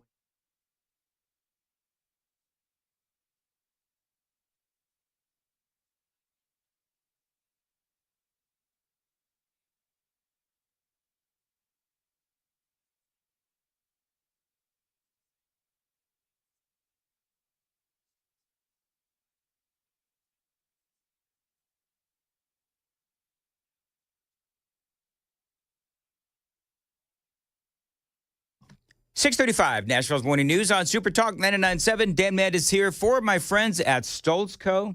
Now, they are the premier pole barn builders in the state of Tennessee. Putting up a pole barn from Stoltz Co. If you've got some land, maybe some property that you don't know what to do with, put up that pole barn and increase the value of your land. Now, you can use your new pole barn as a garage, an event space, an equestrian building. You could just live in it. I mean, listen, a pole barn, they're flexible. You can, use it for just about anything, and they are built really well. By the way, you can also plan ahead and build your retirement home. So call them today. Tell them Dan Mandis told you to reach out. Think about it. Check them out online. You can find them on Instagram or Facebook. Great examples of their work. STOLTZCO, stoltzco.com. That phone number is 615-622-5992, 615-622-5992, stoltzco.com. Okay, it's an accident reported Goodlettsville, Bethel Road, east of I-65. An accident involving injuries in Clarksville on 24, the eastbound lanes after MLK Parkway. And then we've got an accident as well on the westbound side of 24. This one's in Smyrna before Almaville Road, exit 70. Traffic every 10 minutes every morning on Super Talk 99.7 WTN.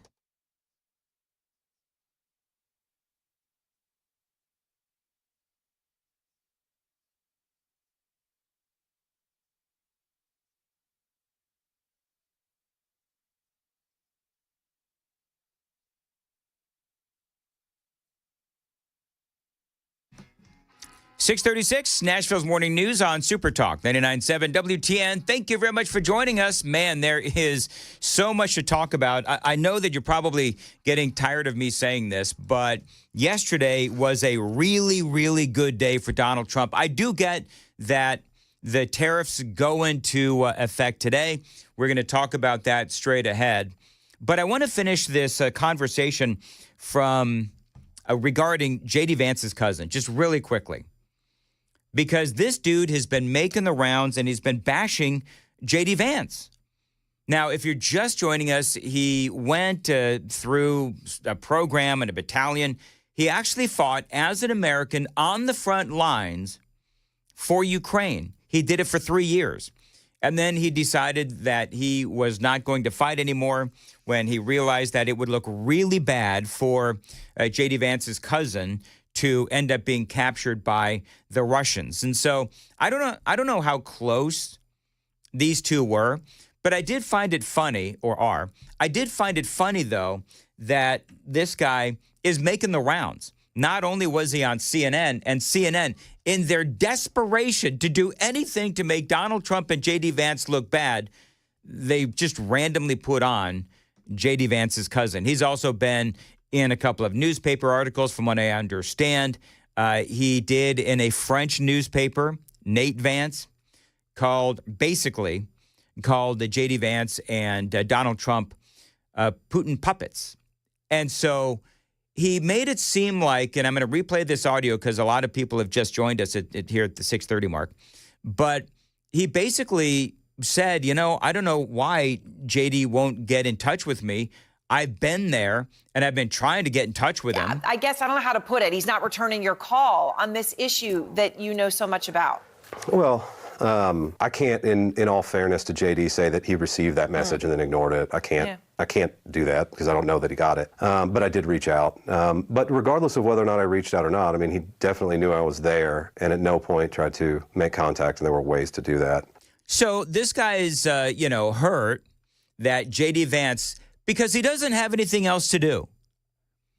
J.D. Vance is dealing with being the vice president. He's dealing with world leaders. He's trying to help negotiate the peace settlement between Russia and Ukraine. And his cousin is upset that, J.D. didn't pick up the phone. Just so weird and random. So a couple of things here real quick, because I got a whole segment on something called weaponized illegal immigration, or weaponized immigration, coming up. I cannot wait to tell you about. But just because Nate fought in the war doesn't mean that he understands all of the geopolitical aspects of this debate about what needs to be accomplished on the world stage, how China plays a role in all this, how North Korea plays a role in all of this, or the minerals deal that we are trying to negotiate with Ukraine. How about all of that money that we spent? I mean, it's really easy to just take pot shots from the sidelines, and now this dude is gravy training. What do you call it? Grifting? Gravy training or grifting off of J.D. Vance is J.D. Vance's cousin. And again, this didn't happen by mistake. This guy is making the rounds. His exact quote, "Donald Trump and my cousin clearly believe they can placate Vladimir Putin," Nate Vance said to a French newspaper. "They're wrong. The Russians are not about to forget our support for Ukraine. We are Vladimir Putin's useful idiots." So J.D. Vance, in his busy schedule, is now being questioned about all of this. And he responded with all the class that you would expect. I love J.D. Vance, and I hope and I pray to God he is our next president. Nate Vance said he tried to contact J.D.'s Senate office to talk to his cousin about Ukraine, but failed to reach him. Now, why would you try to reach out to J.D. Vance's Senate office? You're his cousin. My cousins know how to reach me. J.D. Vance was gracious in his response to his cousin, but disputed that Nate had tried to contact him. Here's what J.D. says. "I've always considered Nate the toughest guy that I knew. And no matter what he says about me, my affection for him remains. I'm always happy to talk to him," J.D. Vance said in a statement to the Daily Mail. The vice president expressed confusion why Nate did not try to reach him directly through members of his family. He says, "I'm unsure why Nate felt the need to reach out to my Senate office rather than to his mom, his dad, sister, all of whom I am in contact with regularly." Because the dude's trying to gravy train off you, JD. That's what it is. JD has said that he purposefully did not reveal that his cousin was fighting in Ukraine to protect him. He says, "I love my cousin Nate and never spoke publicly about his service in Ukraine because I did not want to endanger his life more than it already was." don't you just love J.D. Vance? Because this could have turned into a big thing, but I actually love his response. Class and respect. What is weaponized migration? All right, so there was some testimony from a guy named Joseph Humeyer, and he is a national security scholar who has spent the past 7 years studying a phenomenon known as weaponized migration. This is really interesting. What I find fascinating about all of this is that we've all talked about this in different ways, but he puts it all together really nicely. And he was testifying in front of Congress. I believe this was yesterday during a congressional hearing. What I discovered back then in Guatemala is that the Central American caravans were planned, financed, organized, and steered by state and non-state actors to cause chaos in Guatemala, Mexico, and eventually the United States. How do I know this? I know this because I embedded with the Central American caravans and interviewed hundreds of migrants, but more importantly, saw firsthand who was behind this. Yeah, so when all of these massive caravans were coming to America, and this goes back to, obviously, Donald Trump and before, he was already in Guatemala doing some other things, and he embedded with these folks because he wanted to find out what was behind this and who was behind this. And he finds out there's a lot of bad actors, nations, that are behind this. And ultimately what they're trying to do, and we're talking about China, we're talking about Venezuela, we're talking about Iran, we're talking about our enemies who are doing whatever they can to destabilize America through weaponized migration. It was a series of politicized NGOs from Honduras who were receiving money from U.S. and European charities, but more importantly, were getting guidance and direction from anti-American adversarial nation state. Oh, wait till you hear all of this. We've been talking about the NGOs through USAID since that whole story broke. We're going to put it all together for you. It is 6:45. Time to check the roads on WTN.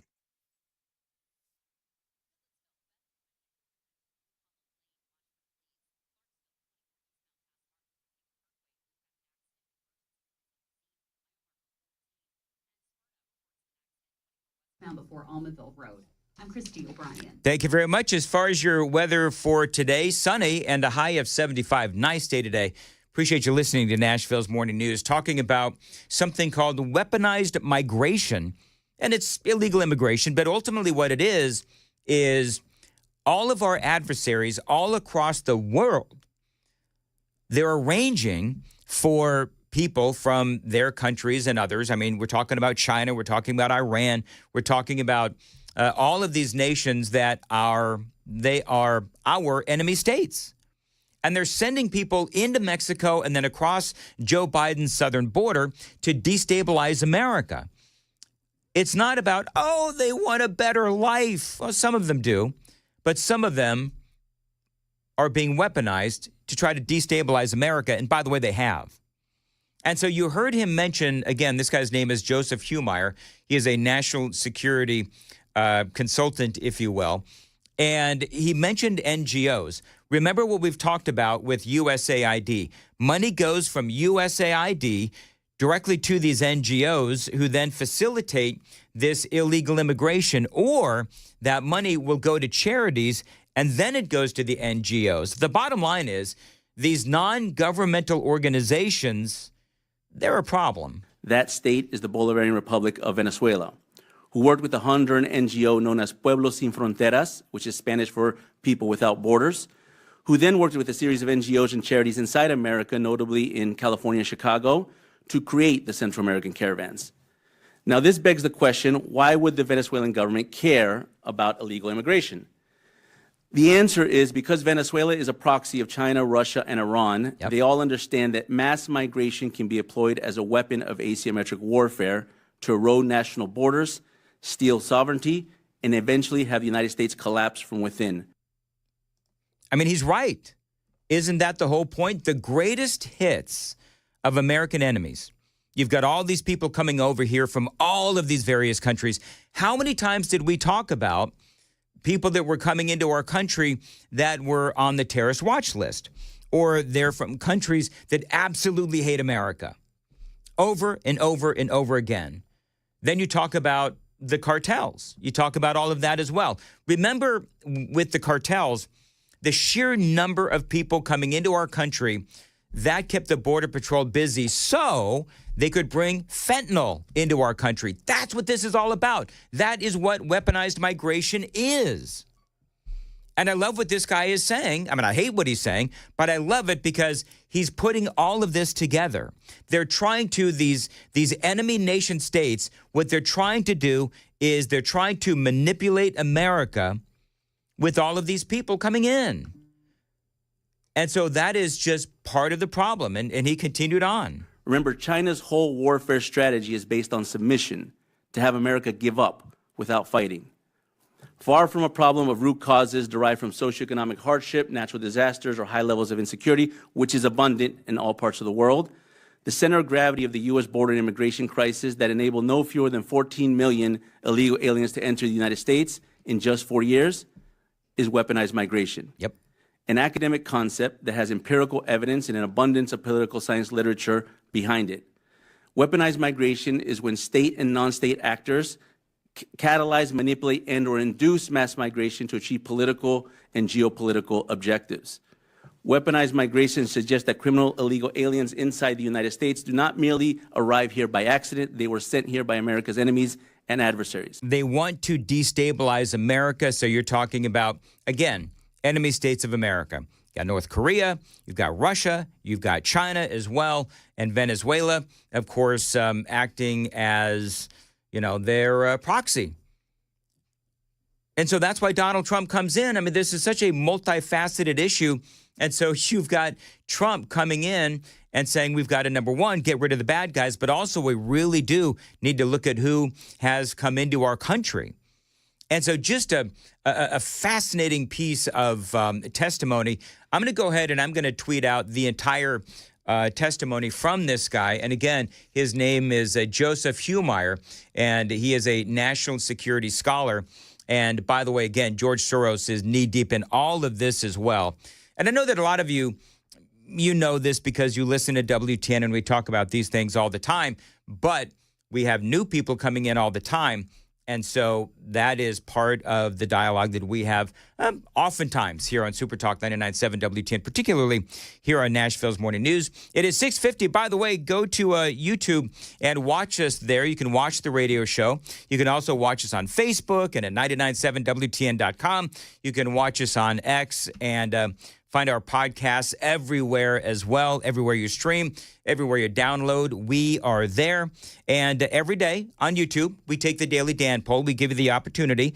And today's Daily Dan poll, who do you side with, Donald Trump or Thomas Massie? Thomas Massie, the only Republican who decided to vote against the continuing resolution that has passed the House of Representatives. Off it goes to the Senate. Donald Trump now saying that Thomas Massie does need to be primaried, the congressman out of Kentucky. And so we asked the question, are you Team Massie or are you Team Trump? That is the Daily Dan poll. And KGB, what do the numbers show? 83% to 17% Trump with the lead. All right, thank you. 6:50 on Nashville's Morning News on Super Talk 99.7 WTN. Joan Jones has the news at 7. Joan. Welcome to Tariff Wednesday. We have reaction to America's tariffs from around the world. Also, Tennessee schools, they're closer to having options for what to do about children brought to the U.S. illegally. Those stories and more coming up at 7 o'clock on Super Talk 99.7 WTN. Thank you, Joan. 6:51, Nashville's Morning News on Super Talk. Guys, if you're feeling tired, motivation just isn't there, maybe some weight gain and some muscle loss, these could all be signs of low testosterone. And it is time that you found out for sure with my friends at Low T Center. Now, at Low T Center, they make it easy to get your levels checked. It is just a simple test, and with their on-site lab, you'll get your results back immediately. Now, this isn't your typical doctor's office. They simply specialize in treating low T with testosterone replacement therapy, or TRT, for each individual patient. Now, they've been helping patients for over a decade at Low T, and their treatment plans are optimized for each patient, personalized just for you. There's nothing standard about the Low T Center. Everything is customized for you. So find them online. It is lowtcenter.com, lowtcenter.com, Low T Center, reinventing men's healthcare.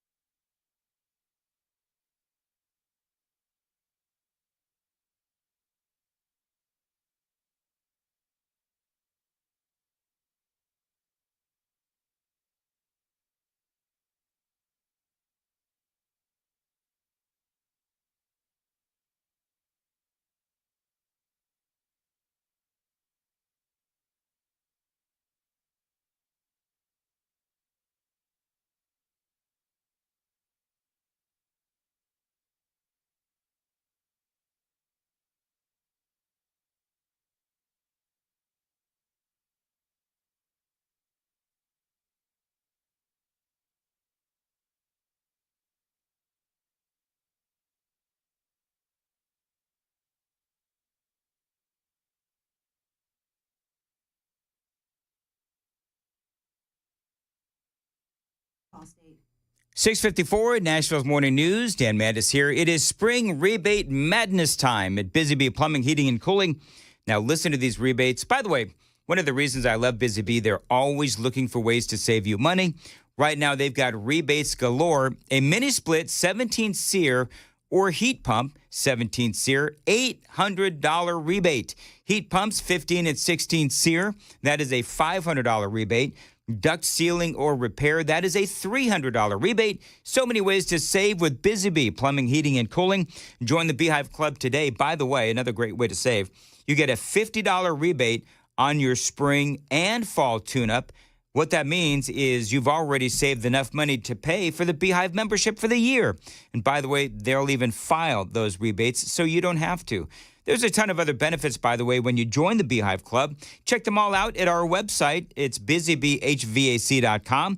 Busy Bee Plumbing, Heating, and Cooling. Call them. Tell them Dan told you to reach out. And that number is 615-775-7833. 615-775-7833. busybeehvac.com.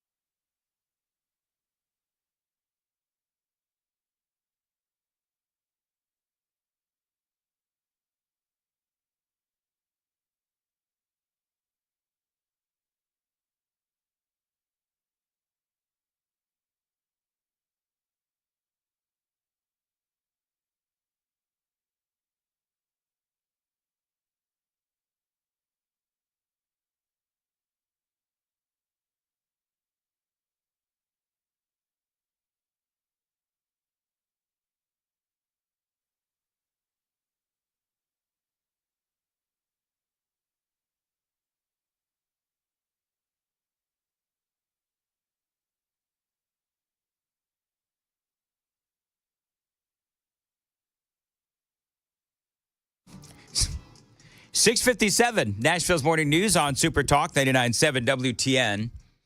Super Text line is open, very active today, by the way. Somebody asked me, Joan, the other day, they found me on Facebook, sent me a private message, asking me, how come I never respond to the Super Text line anymore? Because I take great pains to try to respond to everybody. Oh, yeah. I just can't. Well, There's because so they're many. all mean. They're not all I know, mean. I'm kidding. No. Stop it. But we're talking about Nate Vance, JD's cousin, and people are comparing him to like Cousin It or Cousin Eddie from Two Famous Cousins. So Larry says, listen, Nate was also not aware of the security briefings that JD has gone through.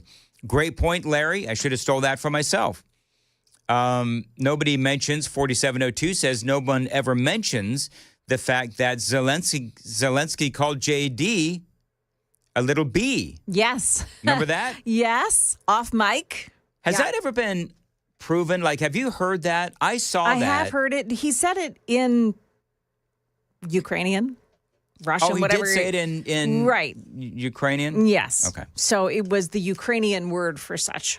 Got it. Okay. That I find that kind of funny. He knows that he's on mic. Yeah. And he was. I mean, Joan, we talked about this where, I mean, I played the audio where Zelensky was baiting Trump and J.D. Vance for like 30, 35 minutes. Just one little comment after another. Yep. And the Democrats got him all fired up. We talked about this ad nauseum. The Democrats got him all fired up as he was getting ready to go into the meeting. Don't sign the mineral deal. Don't sign the mineral deal. And off it goes. I also found it kind of weird that who was the interviewer on CNN with Erin Burnett. Erin Burnett. She said something that caught my ear, and you'll have to play it back to hear this as well. But she said something about him being familiar enough with JD that he would respond. Right, but this guy didn't even have JD's phone number. Like, it's a great point. That is a great point. If he has to call JD's people to get in touch with them, I don't think he knows them all that well. Well, and here's the other thing. He knew how to get in touch with JD Vance. That's number one. Yeah. But it's better for his story if he says, yeah, JD never responded. He calls his Senate office and leaves a message with somebody. He doesn't have a cell phone? This was a setup from the word go. And again, I loved JD's very classy response.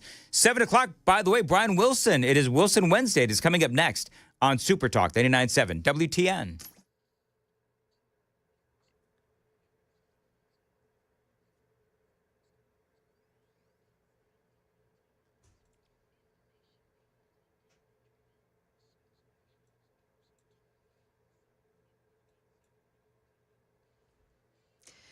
Good morning, 7 o'clock now. I'm Joan Jones with your top stories. Got to watch it in Goodlettsville on Bethel Road at Spring Hollow Lane. There's a crash reported right in front of the Millersville Fire Department. Be careful. First things first, tariffs on all steel and aluminum imports from all trading partners began overnight. President Trump saying there are no exceptions or exemptions. They don't want to pay 25% or whatever it may be. It may go up higher, maybe go up higher. Look, the higher it goes, the more likely it is they're going to build. And ultimately, the biggest win is not the tariff. That's a big win. That's a lot of money. But the biggest win is if they move into our country and produce jobs. That's a bigger win than the tariffs themselves. The European Union responding, saying that member states would place their own tariffs on U.S. goods worth about $28 billion. A bill that would allow Tennessee school districts to refuse to take on children living in the United States illegally is one step closer to becoming law. House Majority Leader Bill Lamberth sponsored that bill. With this bill, there is nobody that will force any school district to disenroll even one child. It is entirely their decision once they've at least have the information before them and can make the decision. That plan would allow districts to ask for proof of immigration status before enrolling a student. Still, Democrats like Knoxville State Representative Sam McKenzie claim this is racist. So, is it bigoted? I think if you look at it at its face, it's attacking one segment of our population. That bill now headed to the House Education Committee after passing a subcommittee with a 5-3 vote on the floor. That had to be the dumbest thing I've ever heard in my life. Well, you know that's always going to be the defense. Well, it's directed towards illegal alien kids. Right. So, that is a segment of our population that are illegal aliens. Do what you want with him, Knoxville area voters of that Representative Sam McKenzie. In other news, the Tennessee General Assembly is also considering two bills that would eliminate the sales tax on groceries. The Democrat version of this bill would have corporations paying for the tax cuts. The Republican version does not. Both bills are expected to be heard in a Senate subcommittee next week. Market numbers now brought to you by Beacon Capital Management, online at beaconcm.com. Back and forth tariff talks sent stocks on a wild ride Tuesday. At the close, the Dow had lost another 478 points and landed at 41,433. The S&P 500 gave up 0.75%, while the Nasdaq Composite was unchanged on the day. Futures point to a higher opening today. Customers might not like Southwest Airlines' plan to start charging bag fees for the first time in May, but the company's shareholders do. Shares in LUV rose nearly 8% in Tuesday trading. A New York woman has filed suit against the Girl Scouts of America, claiming that the organization's iconic cookies contain toxins, including pesticides and heavy metals. Amy Mayo's proposed class action federal lawsuit seeks millions in damages. Jim Ryan, ABC News. Now, we've got stock futures up pretty nicely this morning. Investors are waiting on a consumer inflation report that's due out in about an hour. Right now, the Dow futures are up 234. We've got NASDAQ futures up 177 and S&P futures gaining 43. That is the latest news. Traffic and weather next. I'm Joan Jones, WTN News.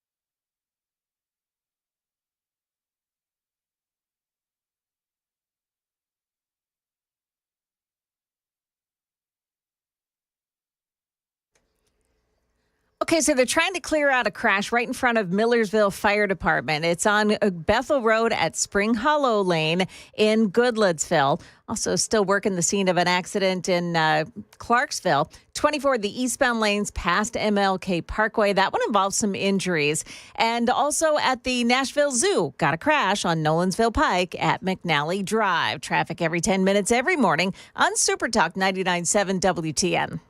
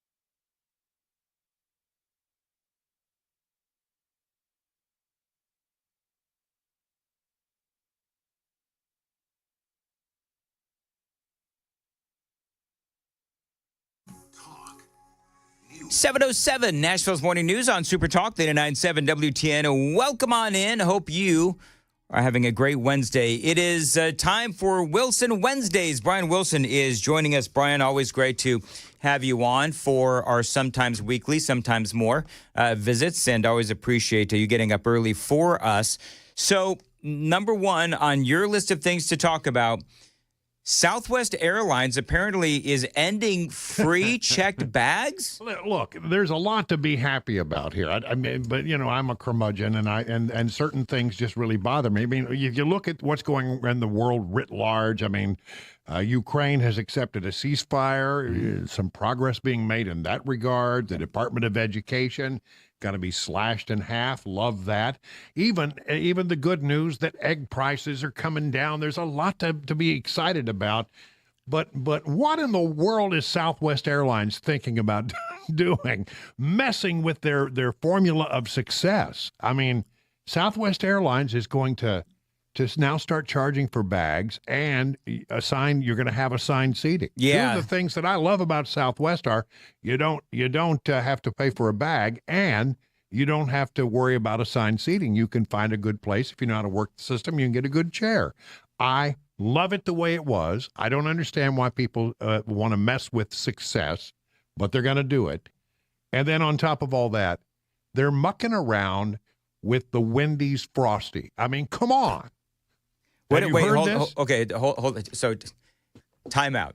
Number one, I agree with you on Southwest because now they're just, I mean, basically what people are saying is, okay, so there's nothing now that sets Southwest Airlines apart. They've got assigned seating. I love the assigned seating. No. I mean, I've knocked a few old ladies down to get a better seat. I'm just here to tell you. If you have worked the Southwest system long enough, and I've been riding Southwest since they became a small regional airline in Texas. Yep. You know, I was riding back way in the day. Big fan. Yep. And honestly, you know, they never have charged for baggage, and they always did things differently. And if you know how to work the system, you can actually work it and get a really, really good seat. But now, you know, it's assigned seating, and here we go. They're going to try to milk you for every dollar they can get you, just like the other airlines. And I think a lot of people are not going to be happy about that. But well, what I'm trying to figure out, don't mess with the Frosty either. I'm telling you, the Frosty, it's perfection, man. Okay, so go ahead with the Frosty. Go ahead. The chocolate Frosty is perfection. Yeah. Why would you why mess with something that is, you know, perfect already? What are they doing to the Frosty? Oh, they're adding all kinds of like cookie crumbles and swirls. It just, you know, give me my. Are they adding cookie crumbles to Frosties? Yeah, that's what I hear. That is a great thing. But you don't have to have it that way. You can still get your plain old Frosty. I think we're learning a lot about Brian. Brian's just we boring. are. He doesn't like change. I'm surprised it's not vanilla that you like. Do you know what I'm going to do? I'm going to drive all the way to Watertown, and I'm going to stand on Brian's lawn just so he can yell, "Get off my lawn." I like all of the goodies into the Frosties. Do you know how long it's been, Brian, since I've actually had a Frosty from Wendy's? I mean, it's been like 1973 years. Well, then you've just forgotten the greatness of the Wendy's Frosty. That's all there is to it. I haven't forgotten. I'm not sure exactly. They say it's not really even a dairy product. I don't know exactly what it is, but I like it. Are you okay? So are you chocolate or are you vanilla? Oh, chocolate, man. Okay. All day long. Yeah. So are you now going to be boycotting not only Southwest Airlines but also Wendy's? No. It's still for me. It's a brand loyalty thing. But man, I just wish they wouldn't mess with that. You know, you talk about things that are going on in people's lives, and certainly what's happening in government is changing people's lives right now, and it's big stuff.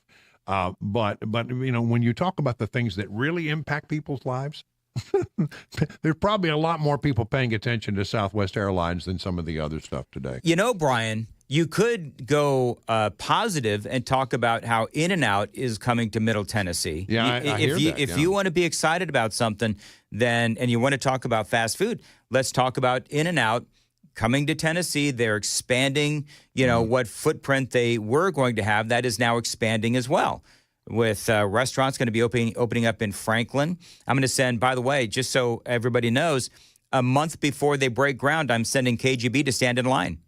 Good. I want him to be first in line. I've heard good things, never been. It'll be fun. How have you, in all your I travels? was already going to do that, by the way, Dan. In all your travels, Brian, you traveled with presidents. How did you not go to In-N-Out Burger not once? Well, because when you're traveling, I know you were going to Wendy's for the Frosty. Yeah, no, that's right. No, when you travel with the president, they shove food at you everywhere you go. When, you know, and by the way, the press corps pays for it. Don't get me wrong. Mm-hmm. But there was I picked up a lot of weight when I covered the White House because they always had everywhere you went, every place you stopped, they would feed you. And I would always think, well, I might not get to eat later, so I'll better eat here. And then I would eat, I'd munch my way across the country traveling with the president. How often did you stick a muffin in your pocket? Well, listen, I'm telling you, you get up and they got a little snack for you before you get on the plane. You get on the plane, they give you a little snack. And then when you get to your first location, they have a full setup for lunch. And then you get to your second location and say, well, in case you missed the first lunch, here's a second lunch. Mm-hmm. I mean, it just goes like that all day long. And there's just food around you all the time. Yet somehow you're expected to fit into your, highfalutin news anchor clothes. That's right. Well, by the way, speaking of which, all right, so since you're bringing up the White House press corps and all that, did you hear the Associated Press, this was yesterday, and how they were asking Caroline Leavitt about Donald Trump and how Donald Trump is going to be raising taxes through his plan for tariffs. Did you hear the way that they set that up? If you didn't, I'm going to play it for you, Brian Wilson, and everybody else. I want to get your opinion on it because I have an issue with the way that the question was asked. So we'll play that for Brian. 7:15 on Super Talk 99.7 WTN. Time to check the roads.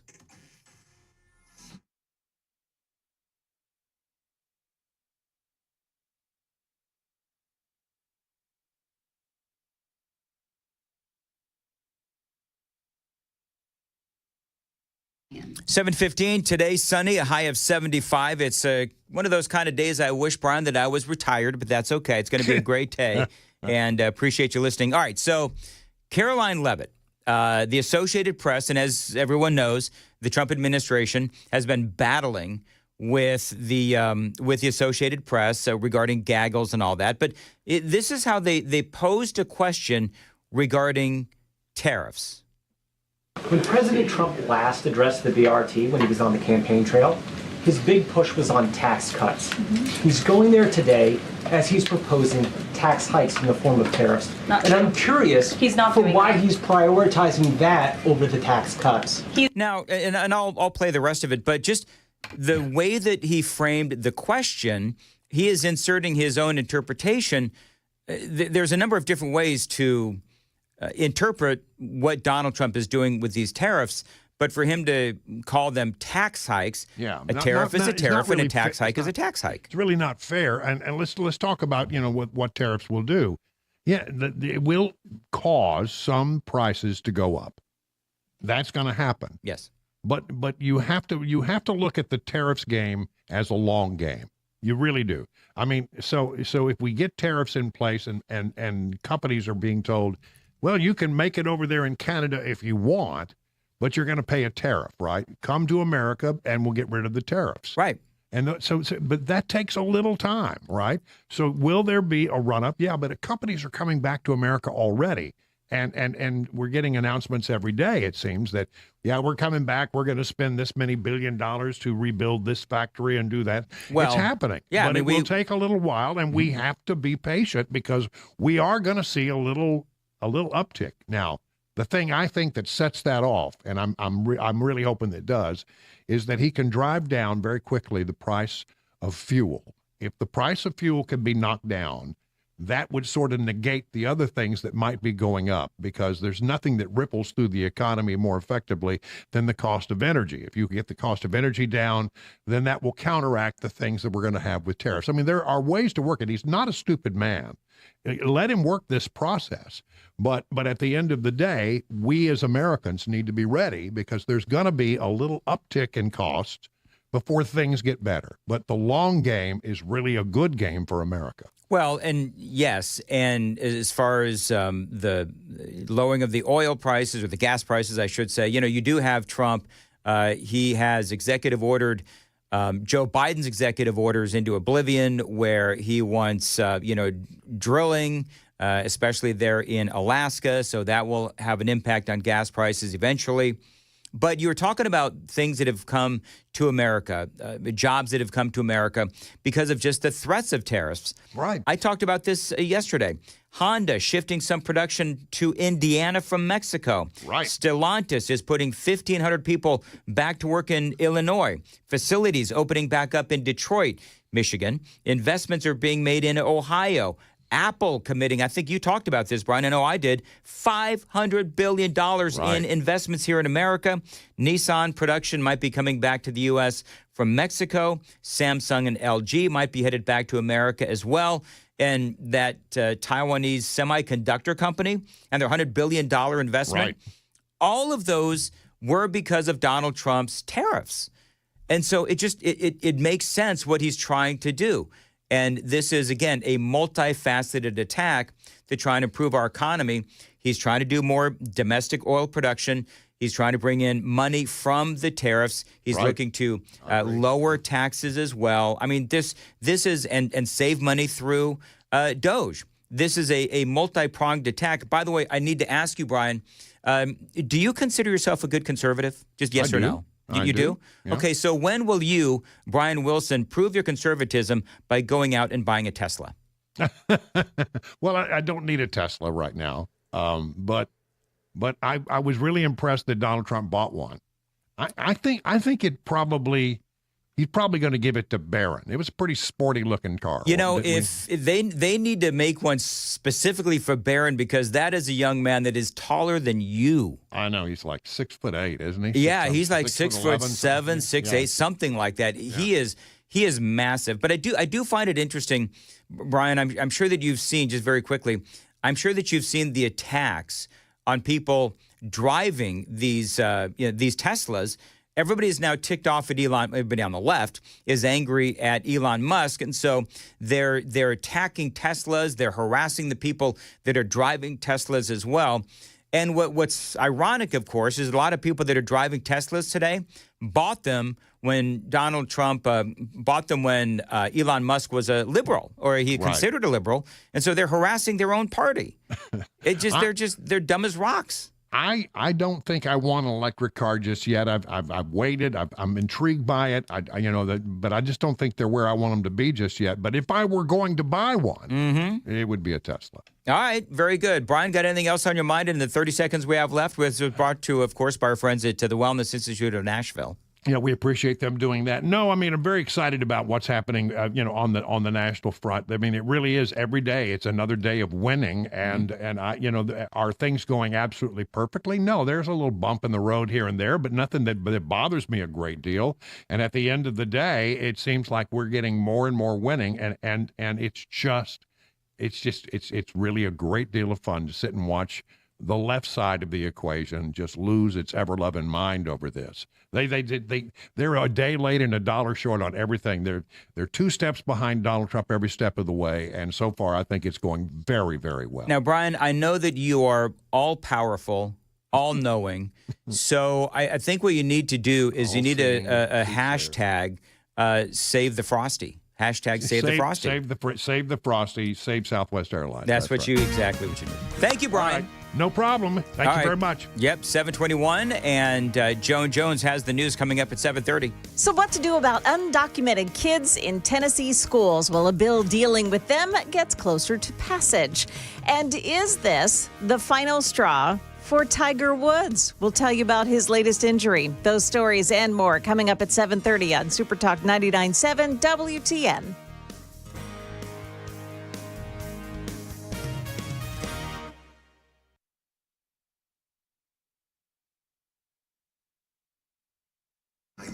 WTN and streaming 24/7 on the Super Talk 99.7 WTN app. 7:22, Dan Mandis here. And yes, thanks to the Wellness Institute of Nashville for sponsoring Wednesdays with Wilson. Now, listen, this is a company that I really like, Dr. Kevin Mitchell. He has helped me feel better. He can do the same thing for you. Make 2025 the year that you get active again. If you've been sidelined with chronic back, neck, and knee pain, check out my friends at the Wellness Institute of Nashville and Dr. Kevin Mitchell. I've been a client for over 10 years. I've never felt better. I arrived in Tennessee over a decade ago, and I went through spinal decompression therapy for my chronic back pain. It really did help a lot. Every once in a while, I do need an adjustment, and when I do, Dr. Mitchell fixes me right up. Now, he's got a great deal. The Wellness Institute of Nashville is offering the Big 47 offer in honor of our 47th President of the United States. 47% off spinal decompression therapy. They do utilize the latest high-tech equipment in their state-of-the-art facility to provide effective non-surgical solutions. Call them today and mention my name, Dan Mandis, 615-246-5009. They can help you overcome back, neck, and knee pain, 615-246-5009. Painisbad.com is the website. Reach out and take advantage of the Big 47 offer, 47% off non-surgical spinal decompression, and I put my seal of approval on that deal.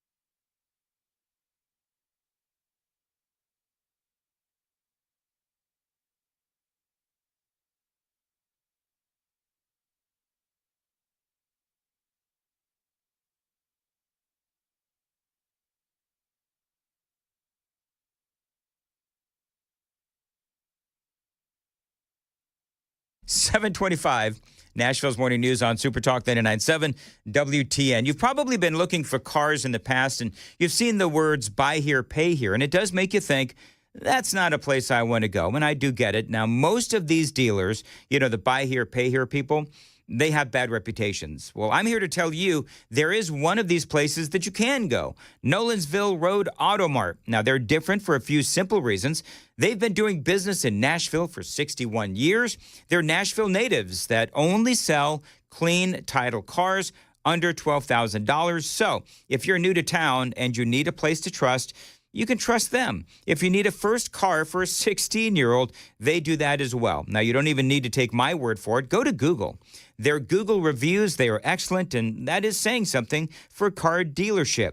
One location on Nolensville Road, close to Thompson Lane. They'll get you in and out in an hour or less. And the best part, they are the oldest buy here, pay here in Nashville, and they work with your own financing if you have it. Flexibility, transparency, and honesty, that is why I recommend Nolensville Road Auto Mart. Find them online. It is automartcars.com. That is automartcars.com.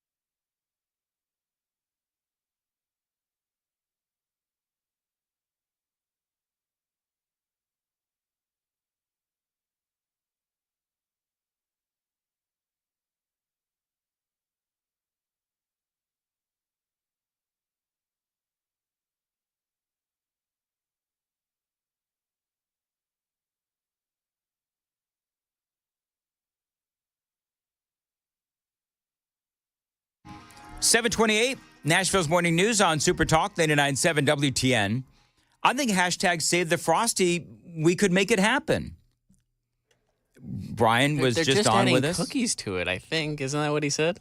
I think Frosties would be better with cookies, to be honest with you. There's a reason why I haven't had a Frosty since I was like 5. I mean, you could just ask without it. Because they don't have cookies in the. Now that they're offering that, Joan, I think that I'll probably go ahead and maybe have a Frosty with cookies. Right on the edge, Dan. You live right on the edge. I do, don't I? Yes. They used to have a birthday cake Frosty that was like with sprinkles and had like little. Frosty? Yeah, when it was like their anniversary of like their company or whatever, and they had a birthday cake Frosty, so it was like birthday cake flavor, it had sprinkles, it had little pieces of cake in it. It was actually really good. Yeah, I mean, I like a little crunch in my Frosty.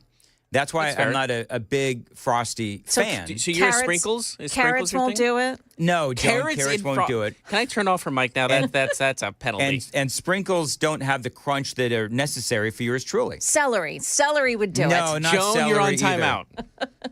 You know what? For Crossing once a I line agree here. with KGB. You're crossing a line, Joan. Don't All put right. vegetables in my ice cream, you horrible people. All right. Got a lot more straight ahead. It is 7:30. Nashville's Morning News on Super Talk 99.7 WTN.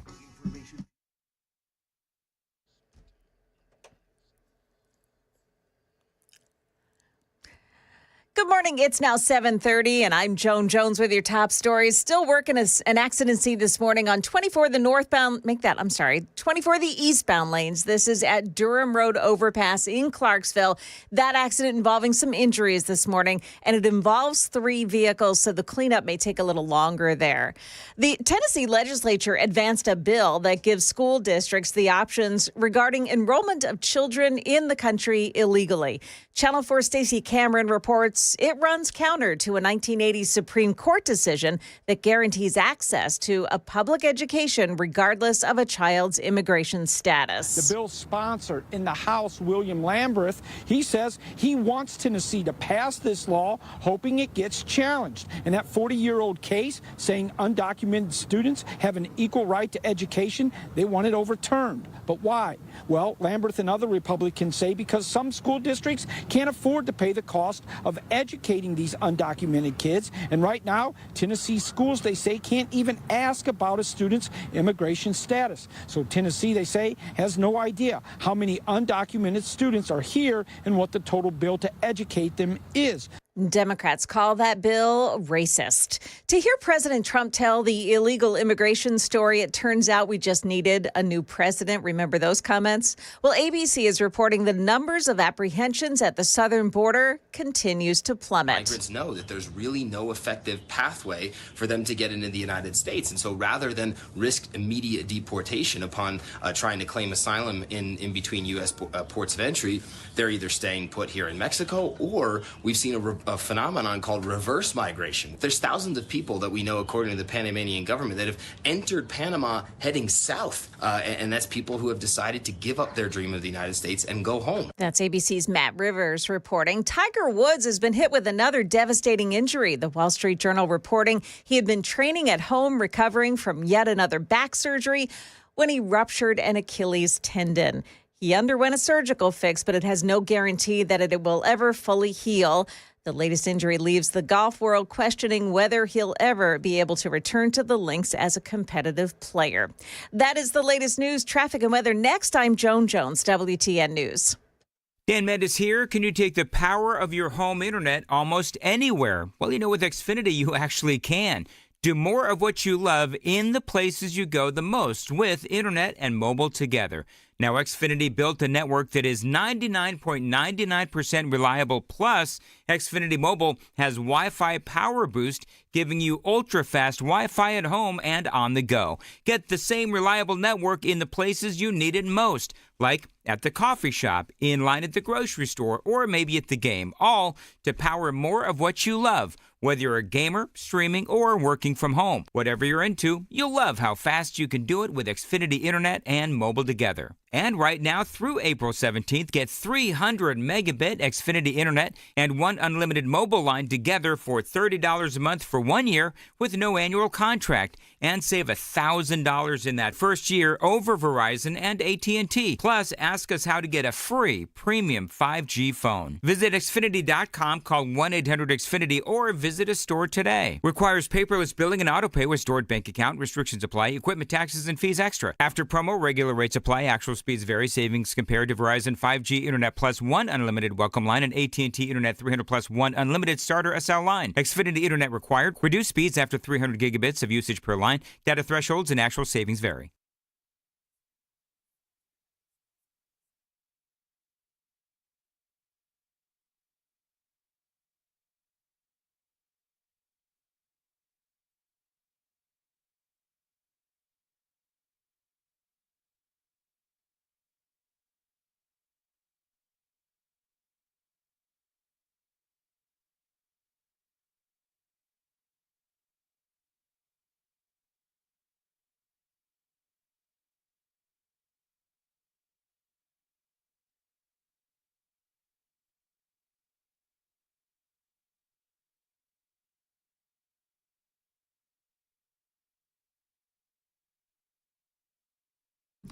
YourNashville.com. 7:35, Nashville's Morning News. Dan Mandis here. You know, when I first started thinking about lens replacement to treat my cataracts, I was really nervous. I had all kinds of concerns running through my head. Some of the same questions I'm sure that you have, I had. Is it painful? How long is the downtime? I've also heard a lot of myths like you'll still need glasses or the results are not permanent. But during my consultation with Dr. Horn at Vision for Life, he sat me down. We talked, I think it was about 45 minutes, and he took a lot of time to answer the questions that I had, and he addressed all of those common myths. He did explain that it is a quick 5-minute procedure. Most patients feel little to no discomfort, and recovery times are really fast, and many people permanently achieve near perfect vision without glasses. Now, I am several weeks out now from my final surgery, and I got to tell you what, I am seeing 20/20. My only regret is that I didn't do this sooner. Now, Dr. Horn tailors plans specific to your needs and your goals. And yes, he is going to walk you through all of the lens options and how he can help you. So give him a call if you're thinking about corrective surgery for your vision. Call them 615-436-2020, 615-436-2020. You can always find them online, visionforlife.com. Okay, 3 cars involved in one accident. It's in Clarksville. It's on 24 eastbound at the Durham Road overpass, and stop-and-go traffic before that from exit 11 up to that point. Also this morning, Crieve Hall, a crash on 65 in the northbound lanes just before Harding Place, and the right shoulder is blocked off there. And a crash this morning in Antioch. It's on Richards Road east of Antioch Pike, and they have just now pushed that accident out of the roadway. Traffic every 10 minutes every morning on Super Talk 99.7 WTN.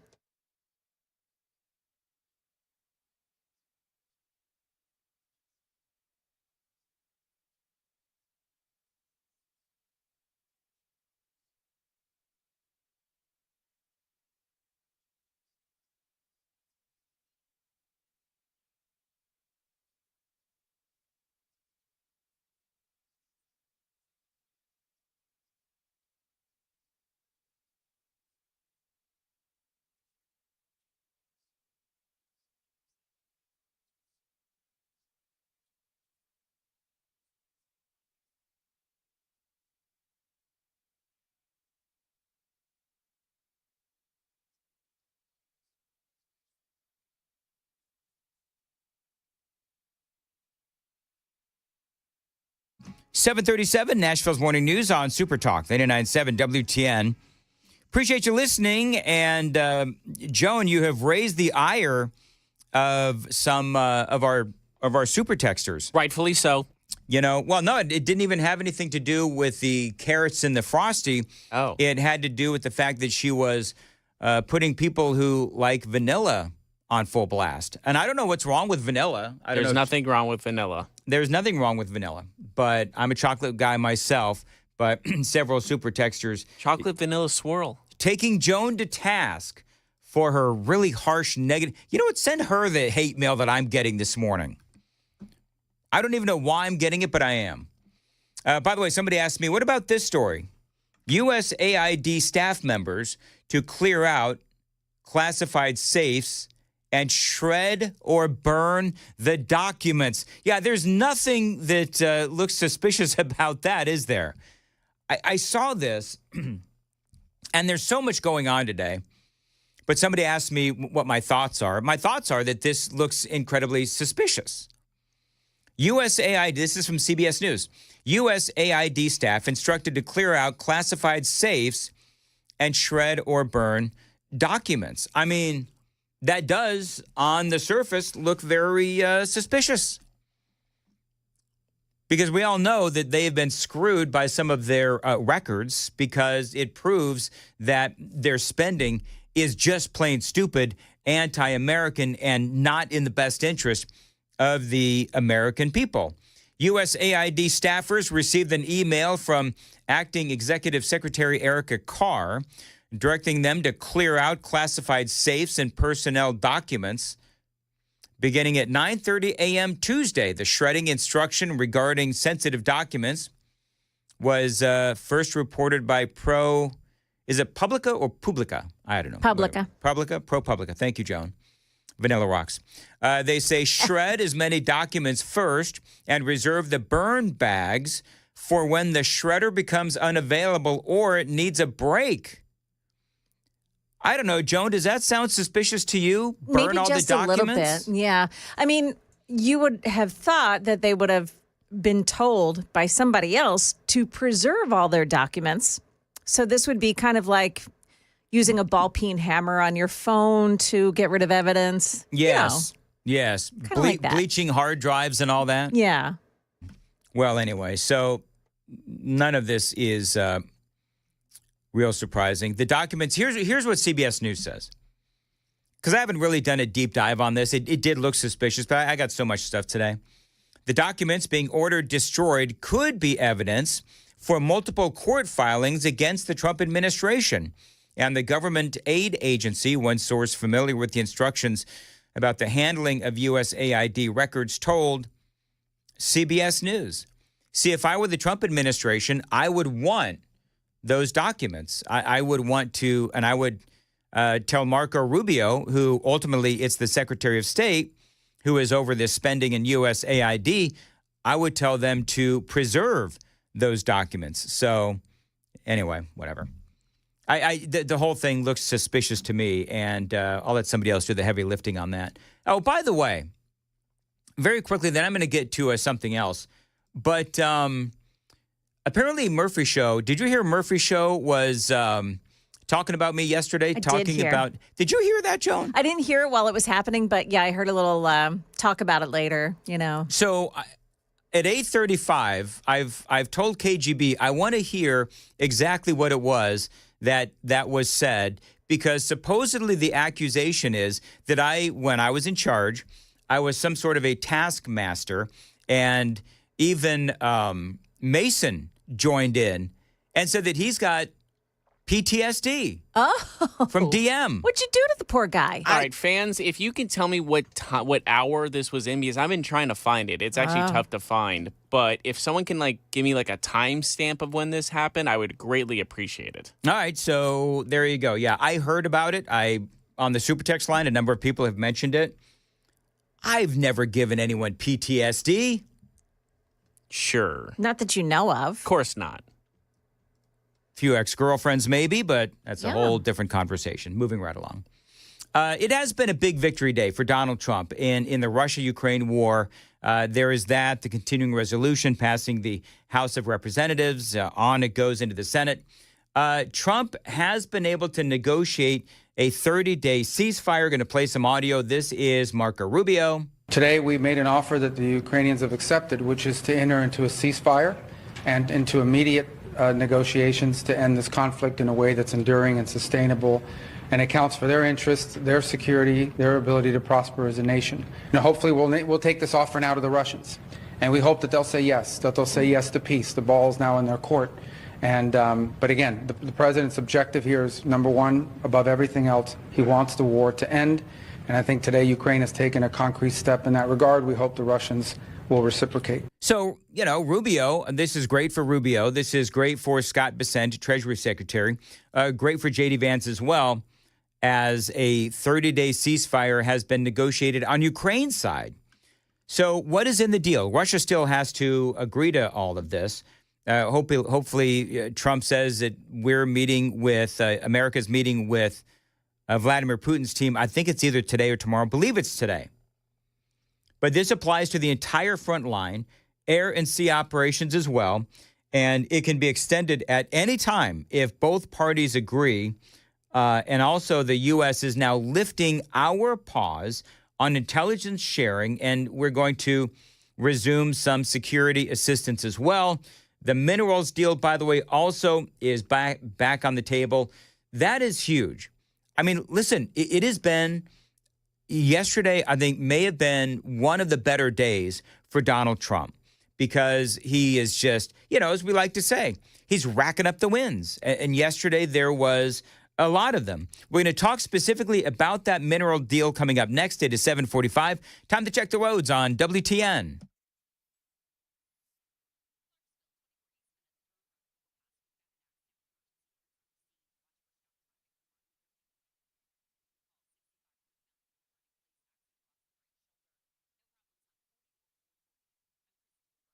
All right, very good. 7:45, Nashville's Morning News on Super Talk 99.7. So the minerals deal back on the table. Again, that is huge. That is a very big deal for a number of different reasons. You know, I think that the folks that are anti-working a deal with Putin and with Ukraine, and they want to just keep this thing going, I think that their opinion is rooted in Trump derangement syndrome, and we've talked about this. Who could possibly be against trying to stop a war? And part of stopping that war is America getting paid back whether it's $175 billion or $350 billion, I don't know, and I don't care. It is hundreds of billions of dollars that we have given to Ukraine in this fight against Russia. And so we do need to get paid back for that. Part of that is this mineral deal. And moving forward, it would ensure that we are there really as a stopgap, if you will. If Russia tried to, make any more inroads against Ukraine, well, there we are right there to protect our investment. Now, remember yesterday, I asked Stephen Bucci about the importance of this deal. Stephen Bucci, of course, with the Heritage Foundation. It would be very, very helpful for America. The deal is for access to rare earth minerals, which right now are illegal to mine in the United States. So we have some here, but we can't touch them. It's just the process they use to mine these things is so horrific to the environment that our laws won't allow it. But we need those things. And right now, the only other area and peoples that have access to those are in China. And the Chinese want to keep them, use them as a tool to put pressure on the United States and the West. Trump is looking for an independent source of those minerals that we can control so that we don't have to bow to the Chinese when it comes down to a shortage of those minerals. So the United States controlling those things would be very good for the United States. I think it would also be good for Ukraine because it would be a pretty blunt statement to Russia to back off without calling it a security guarantee. Right. I mean, he's absolutely right. And for Stephen Bucci, he is making sense. He's like what I said, is that, okay, so if we're there and we have a presence there and we're making bank on this and we can kind of put China in their place, then it's a win-win for everyone, except the people that are horrified that Donald Trump would rack up another win.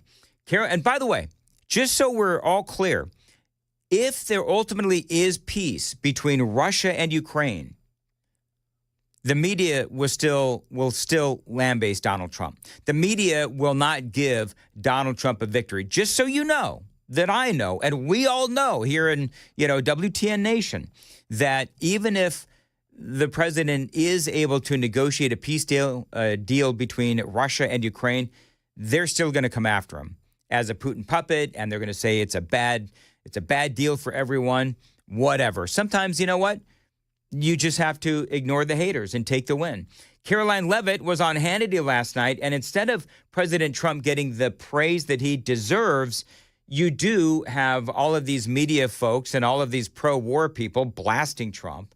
The president is obviously very engaged and involved. He was briefed throughout the day today on the situation unfolding in Saudi Arabia. But to your point, Sean, there were a lot of doubters in the media and here in Washington, D.C., the same foreign policy class that has always doubted President Trump continues to. I'm not sure when they will learn, but the president masters the art of the deal. He is a negotiator in chief, and he put President Zelensky in his place and told him that the Americans are serious about a long-term peace peace deal, and we are very, very pleased with the way that the Ukrainians and this deal today turned out. And we hope that this will continue in a long and everlasting peace. That's President Trump's goal, and we hope we can deliver on that goal. So now the ball is in Russia's court, and we'll have to see ultimately what they do. I don't think that Russia wants to be seen as the problem child here.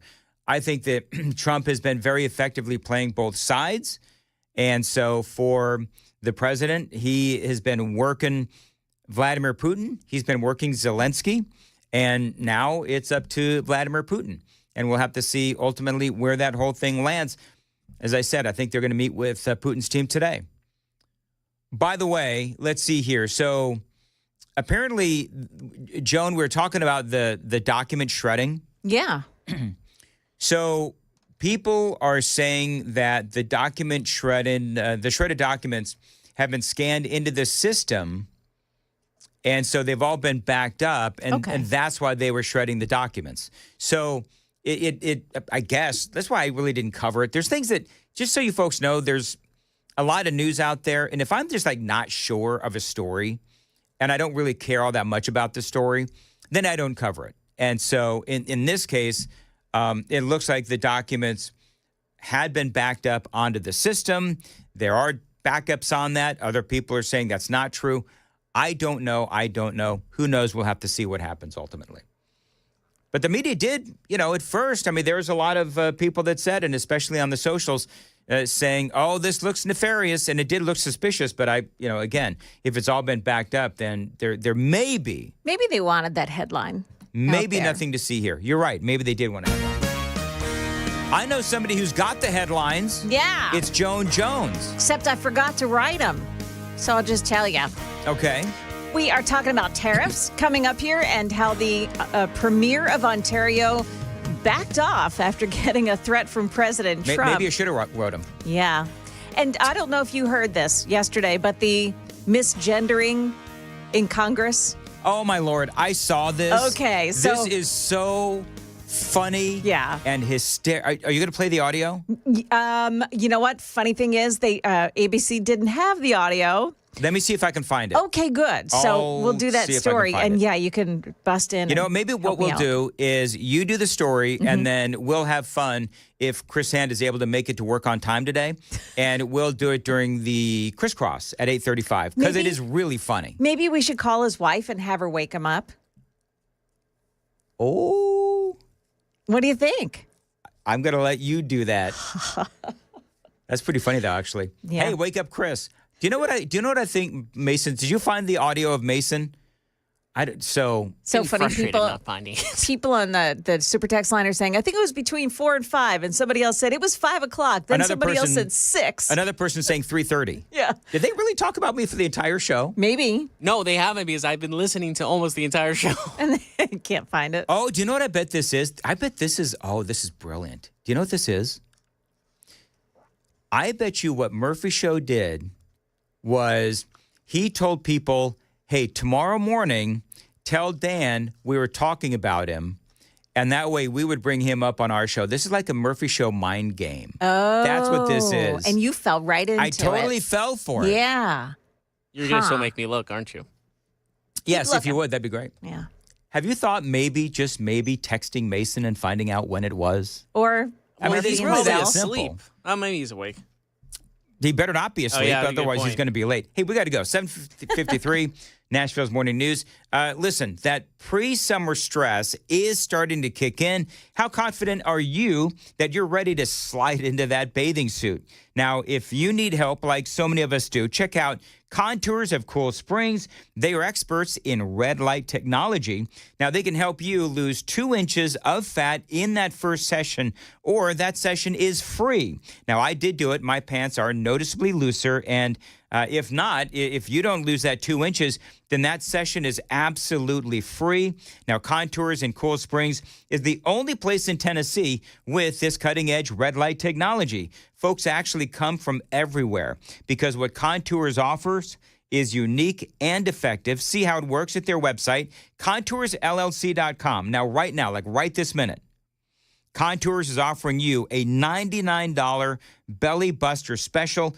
to the first 10 callers. That is normally, by the way, this is a great deal. That's normally a $600 value. The first 10 callers right now, you get that $600 value for $99. Call the phone number right now, 615-236-9960, 615-236-9960. Find them online. It is ContoursLLC.com, ContoursLLC.com.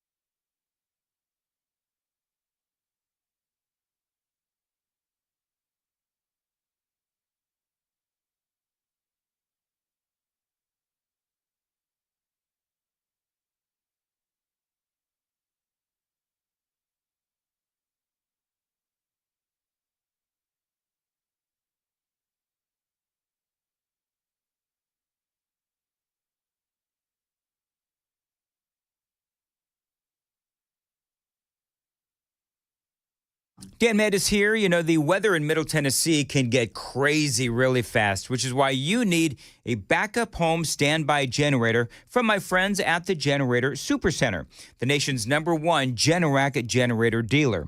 So get a free quote and get peace of mind when you have one installed. The Generator Supercenter does feature expert installation and 24-hour monitoring, so they're not going to leave you in the dark. Financing, of course, is available as well. If you need a backup home standby generator, call my friends at the Generator Supercenter. Find them online, GeneratorSupercenterofNashville.com, GeneratorSupercenterofNashville.com.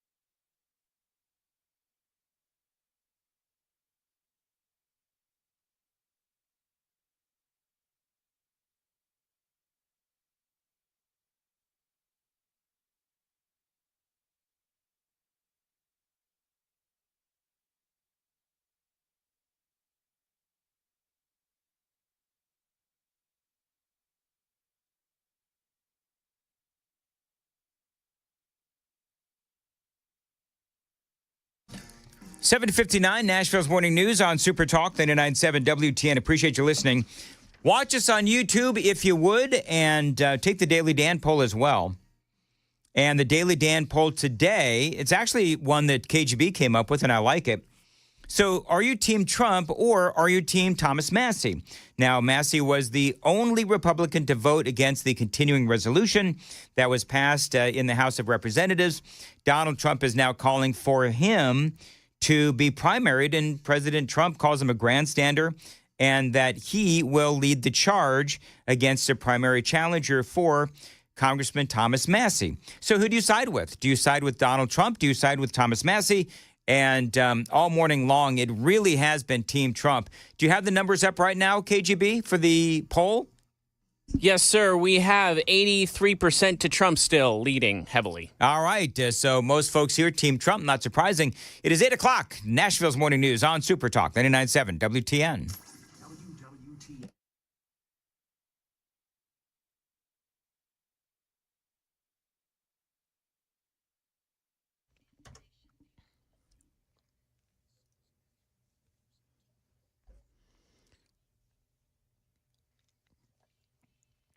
Good morning, 8 o'clock now. I'm Joan Jones with your top stories. Looks like crews have been able to move that accident on 24 eastbound in Clarksville off to the shoulder now. It's right at the Durham Road overpass. Still a little bit slow in that spot this morning. President Trump's 25% tariffs on steel and aluminum took effect overnight. And a standoff with Ontario's premier is over after Doug Ford threatened to start taxing electricity coming into the U.S. President Trump upped the 25% to 50%. And that's when Ford backed off. I think the Americans understand we are not their enemies. We love the Americans. It's one person that we need to deal with. And that one person, President Trump, also backed off, but not totally. The 25% tariff is still on. Well, the doors of the Education Department are locked this morning. Overnight, the Department of Education gutted. More than 1,300 workers told they're being laid off, now cutting the agency roughly in half. Education Secretary Linda McMahon saying those cuts are just the first step. ABC News senior political correspondent Rachel Scott. A Mexican national is accused of shooting a man in front of that man's 7-year-old daughter in Antioch. And he's now been indicted. Police say 36-year-old Jose Guadalupe Vasquez Delgado shot the man during an afternoon of heavy drinking and then ran from the home, leaving behind his Mexican passport. Immigration officials say Vasquez Delgado had been deported from the U.S. to Mexico on at least 2 prior occasions. If convicted, he faces up to 17 years in prison.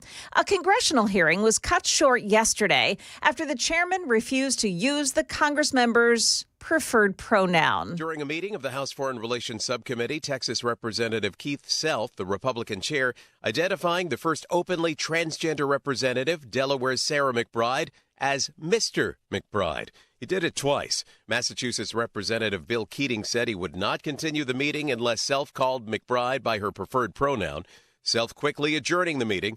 Later on social media, Self writing, quote, "It is the policy of the United States to recognize 2 sexes, male and female." Dave Packer, ABC News. Now, McBride responded to the chairman by calling him Madam Speaker. Money News brought to you by Beacon Capital Management, online at beaconcm.com. Well, stock futures a little more solidly on the plus side now after the softer than expected inflation report that came out this morning. Prices rose last month at 0.2%. They were expected to come in at 0.3%. And the overall inflation rate hit 2.8%. Now, this matters because these numbers inform the Federal Reserve's next decision on rate cuts. Stock futures this morning, they were already on the plus side. They're a little bit more solidly so now. If they would only come up on my screen, stock futures, the Dow up 293, NASDAQ futures up 305, and the S&P futures are gaining 62 points right now. That's the latest news, traffic, and weather next. I'm Joan Jones, WTN News.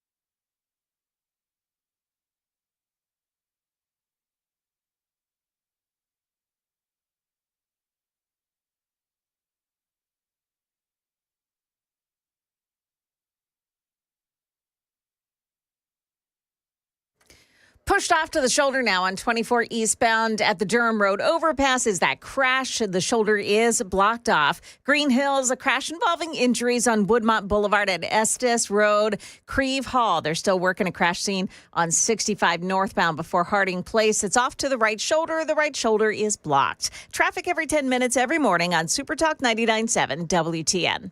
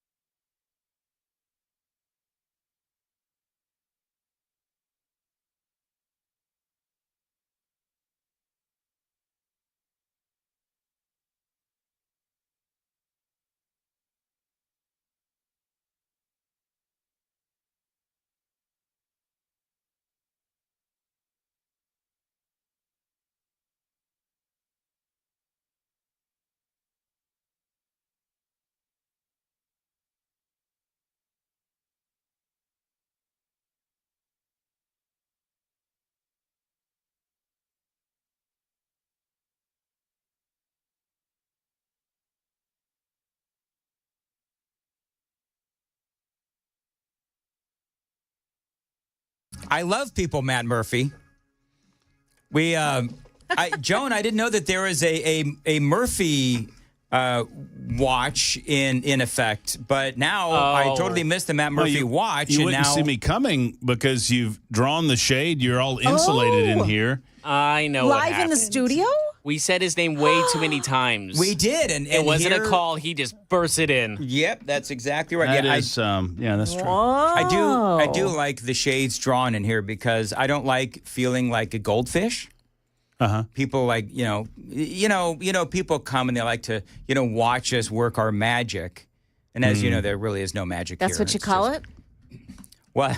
That's what I call We had to stop the tour guide from budging and barging in. That's exactly right. So clearly, Murphy Show is here for a meeting because he's kind of sort of dressed up. No, I actually am here for a different purpose. Thanks for listening to the show. I'm going to Capitol Hill today for Men of Valor. They're having their day on the Hill between 9 and noon, and I'll be talking to Chris Hand about that throughout the course of the day. And you know how much we love that organization, Men of Valor. It's a great group. Great organization. I love that you have been so supportive of them. And they'll have some graduates on the Hill. We'll be walking around. They asked me to, facilitate some of the meetings with some of the representatives today. So I'm very excited about that. That's pretty cool. Yeah. Hey, don't you feel bad now? I'm just kidding. So, number one, I'm usually in bed by the time you're on. And number two, hey, KGB, can you look at the back of Murphy's head? Has he had more shorn off the back? Once again. a little bit. Yes. Here we go. Once again, you didn't listen to the show. Thanks for listening to the show, Well, Dan. I was actually awake for his show, but for all the wrong reasons. Hey, listen. All right, real quick. So I did get my haircut. Yes. Yes. So I'm usually in bed between 2 to 6. So when you're on. Well, my show is from 3 to 7. Oh, is it now? Yes, that's. Was that an actual? Did you actually slip up on that? I'm not being serious. I was about to say, like you. Dan knows what he's doing. He used to be the draconian Boss crack hog. the whip. I used to be boss hog around here. Around these parts. I mean, everybody knows. All I said yesterday, Dan, was that it's well established that Dan Mandis, was a pretty mean boss. Yeah. That's all Was of that. Everything that Mandis does on the air is a complete facade. And when he gets off air at 9 o'clock in the morning, I mean, he is just Mr. Whip. Cracking that whip, am I? Oh, my I? goodness. Get in Sure. my office. You shut up. You be quiet. You do this. Get out of here. Give me that paperwork. Give me coffee. Sure. Get off my You're just talking lawn. about the hour before our show starts. I really actually wish that somebody was here to bring me coffee. That would be KGB. Could you go fetch me some coffee? You got to train. I you have gotta already train your done people. that for you. Do I need to? Actually, he has done that for me. Has he really? Well, he hasn't gotten coffee, but there will hot be time. water, same thing. There will be time when I need some hot water because I'm out. I asked a producer in Birmingham one time just as a test, and I told the audience I was going to do this a day that he was out. Yeah. I asked him if he would mind picking up my dry cleaning. Oh, there's be no way. It was a total. Yeah, he said he would. I mean, I didn't make him. But. See that? No way. Now who's the rough guy after you're off the air? I can go across the hall, no problem. You know Getting the- your dry cleaning, cross You know the what the line. problem is? You can't have fun with people anymore. That's true. You know what I mean? It's that stupid human resources people. They get in the way of all the fun. You know, I've looked for that office far and wide in this building. I can't seem to find it. Pretty sure it's in another state. No, but they're far-reaching. I can tell you that. Yeah, well, they Trust listen. me, I know. Listening right now.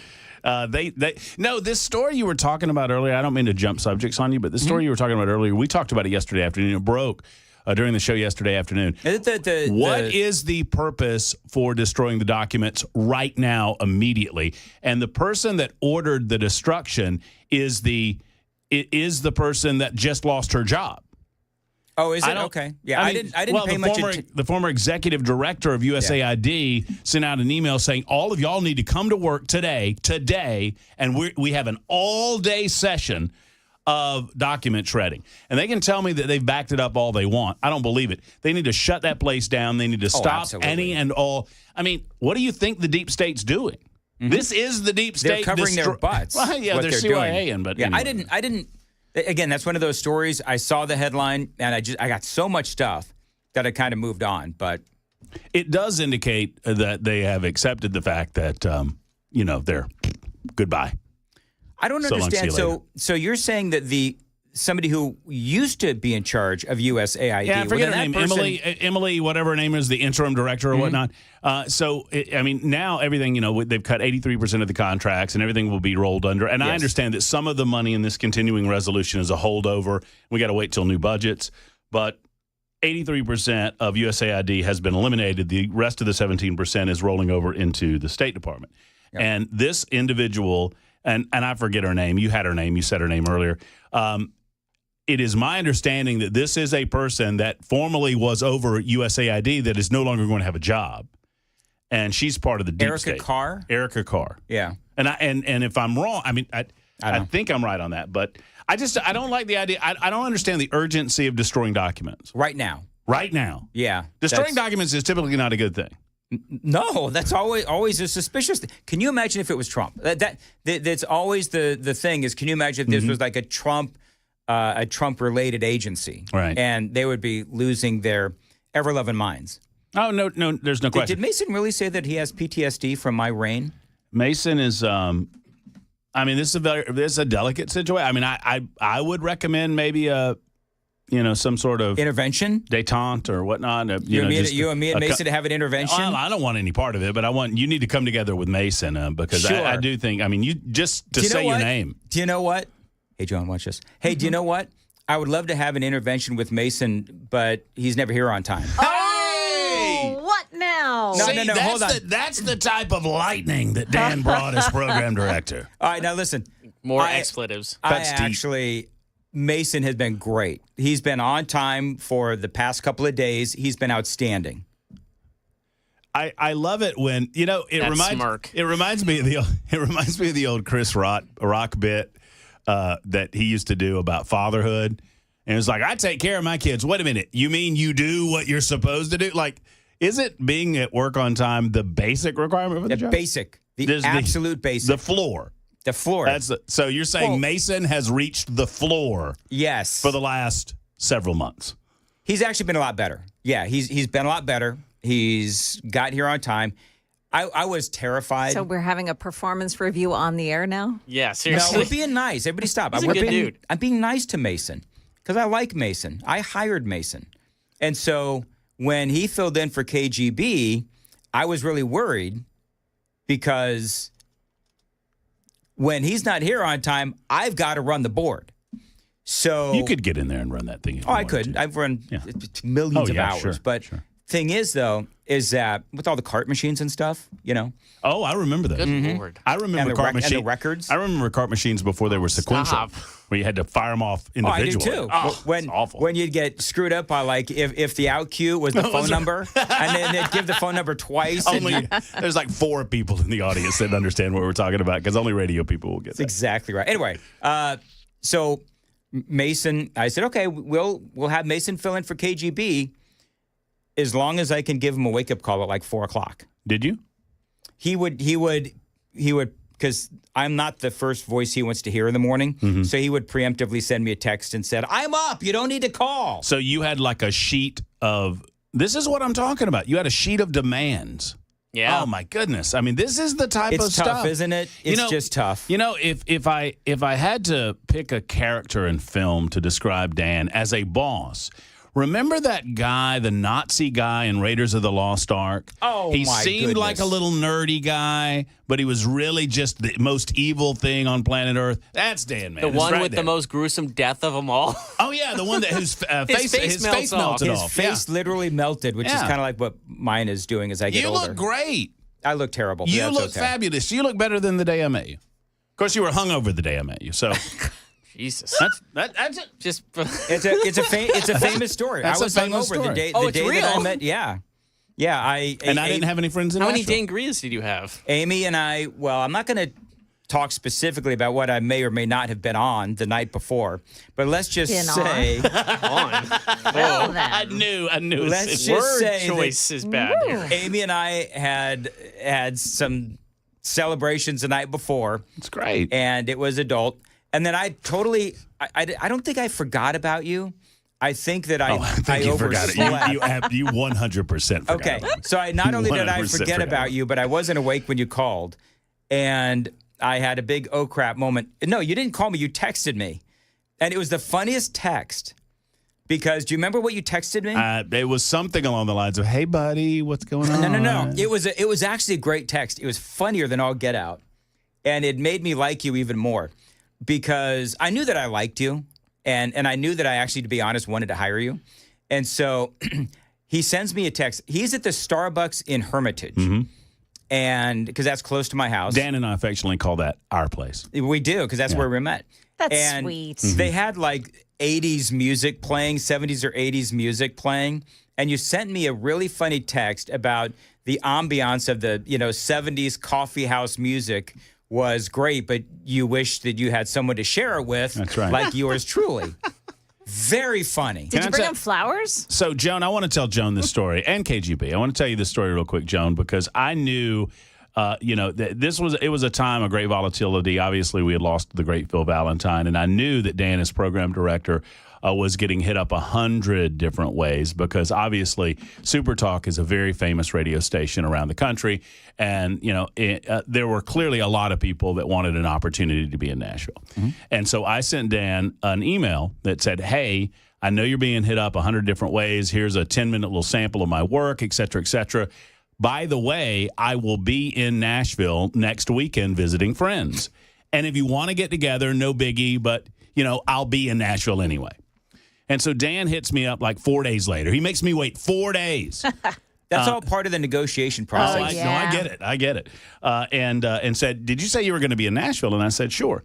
And so we eventually get together at the Starbucks in Hermitage. We meet. Dan later on says, "I thought I wanted to hire you after we met that day, meeting in person." And I told Dan, I said, "Well, I have an admission." This is like 4 months later. I'm hired. Everything's well. I said, "Well, I have an admission to make." And he said, "What?" And I said, "I don't have any friends in Nashville." I knew that was going to be the issue.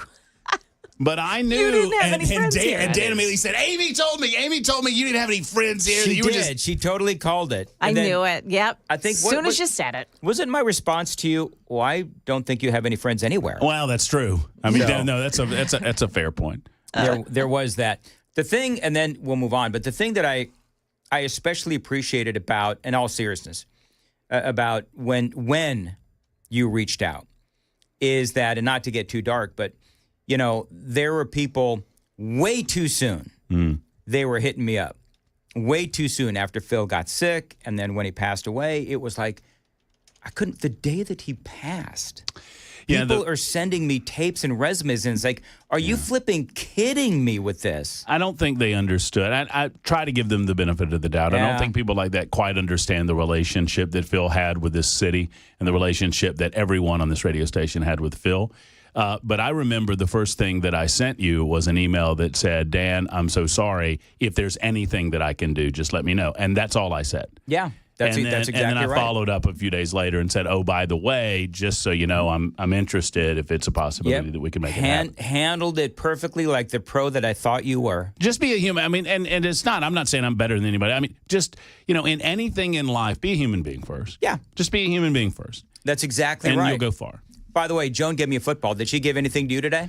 That football that's been there for the football months. has been there for like 2 years or something like that. That was there when I started. Oh, she gave you a little tyke football. That's so sweet. Joan, that's nice of you. I know. She gave you that's a football for like for like an 11-year-old, like 10 or 11-year-old, like I have at home. I'm giving it to Riker. I think that football fits your hands perfectly. That's the studio. Oh my! What? Oh my!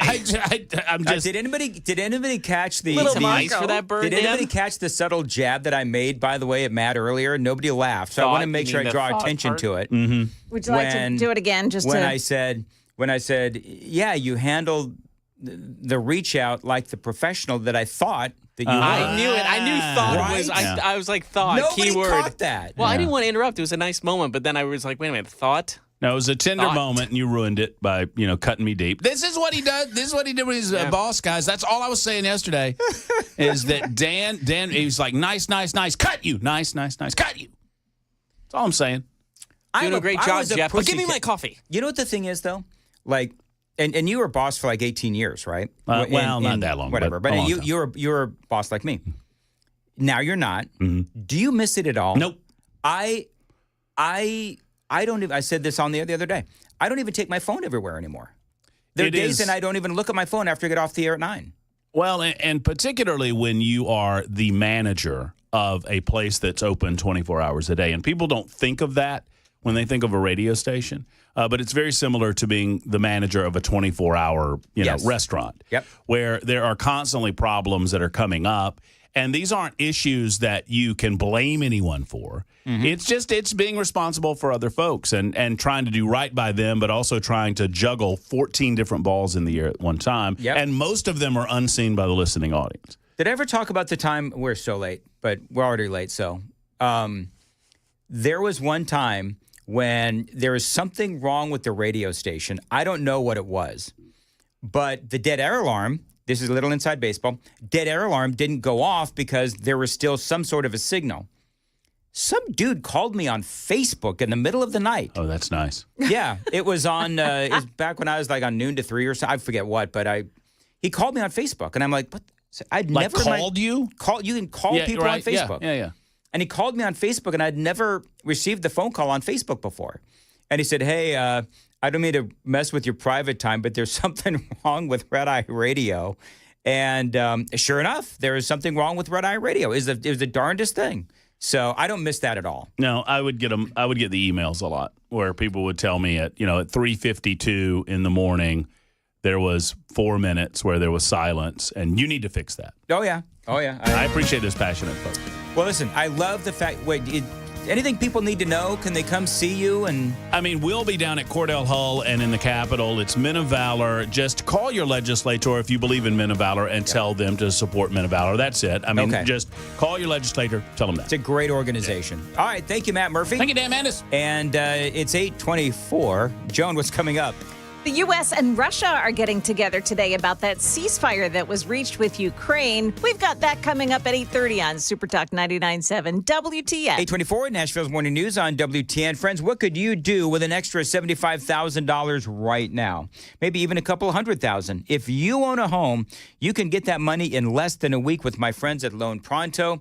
Now, they are the leader in quickly converting your home's equity into cold hard cash. So you can pay off all your credit cards or start that home remodel. Loan Pronto has several easy options to let you access the cash from your home. There's virtually no paperwork, no cumbersome process, no junk fees, and often no appraisal. The average homeowner right now has over $300,000 in equity, and that is your money, and you should use it. Call them. Tell them Dan told you to reach out, 615-499-5780. You can get approved in as little as 1 day, so act right now with no hard credit pull up front. 615-499-5780, loanpronto.com, equal housing lender, NMLS 166-1781, subject to lender approval, NMLS consumeraccess.org.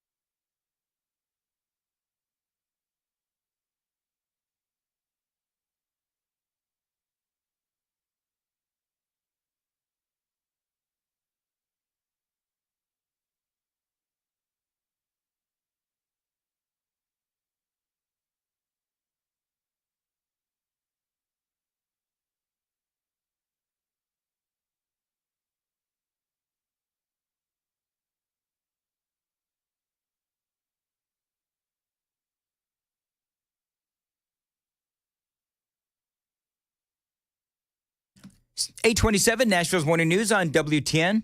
And America is full of gun stores. But here in Middle Tennessee, my home for all things two-way is, of course, the Glock store. Whether it is training, buying, or upgrading, you can count on the Glock store just like I do. Now listen, one of the reasons why Glocks are the most popular handgun in America is that there's so many custom and performance parts. You've got night sights and competition triggers and red dot optics.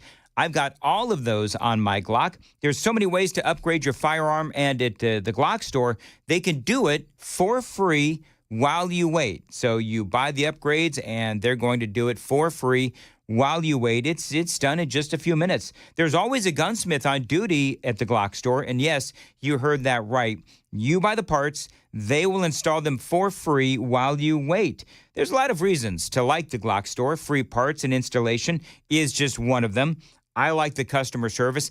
I love the training, which I still go through to this day. Now, I know that you'll find a lot of things to like about the Glock store as well, just like me. The Glock store, minutes from the airport and worth the drive from anywhere.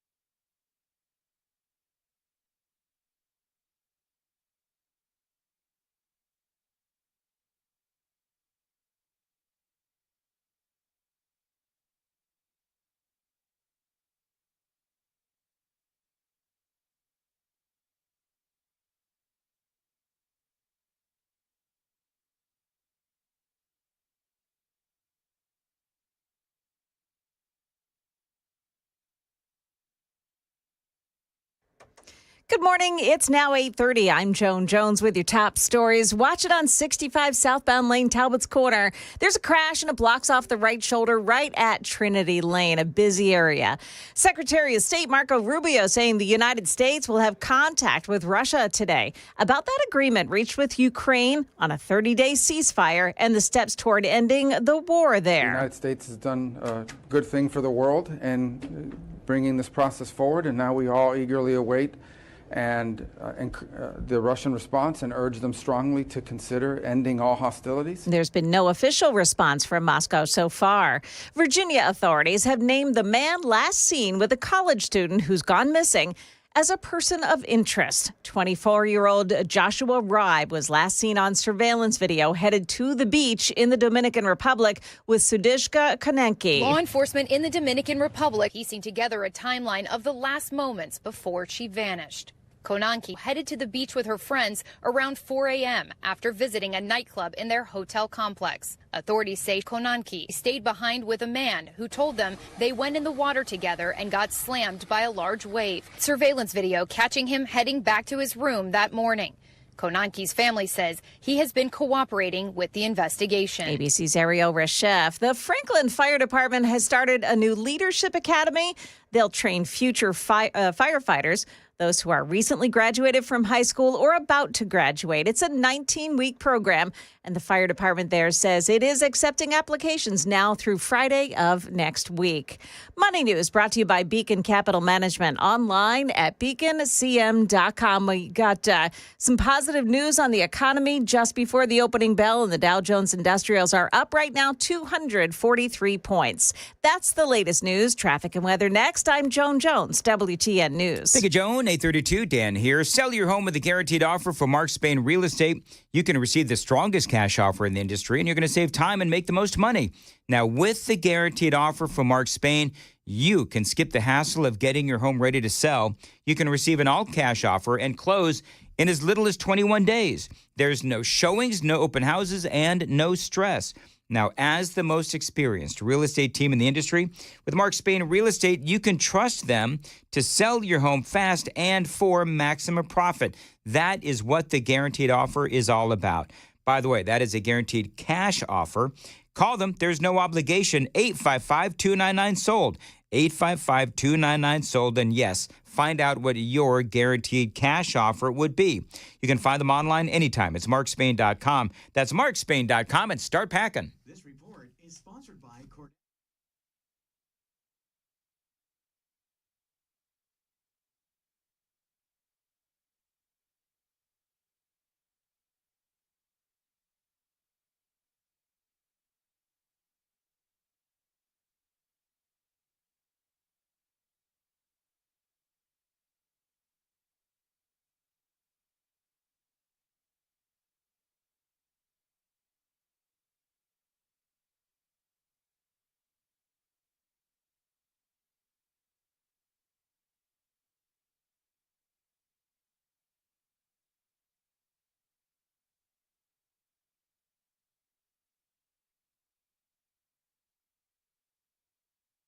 .833 on Super Talk 99.7. The Crisscross is coming up next. And yes, I have confirmed Chris is in the building.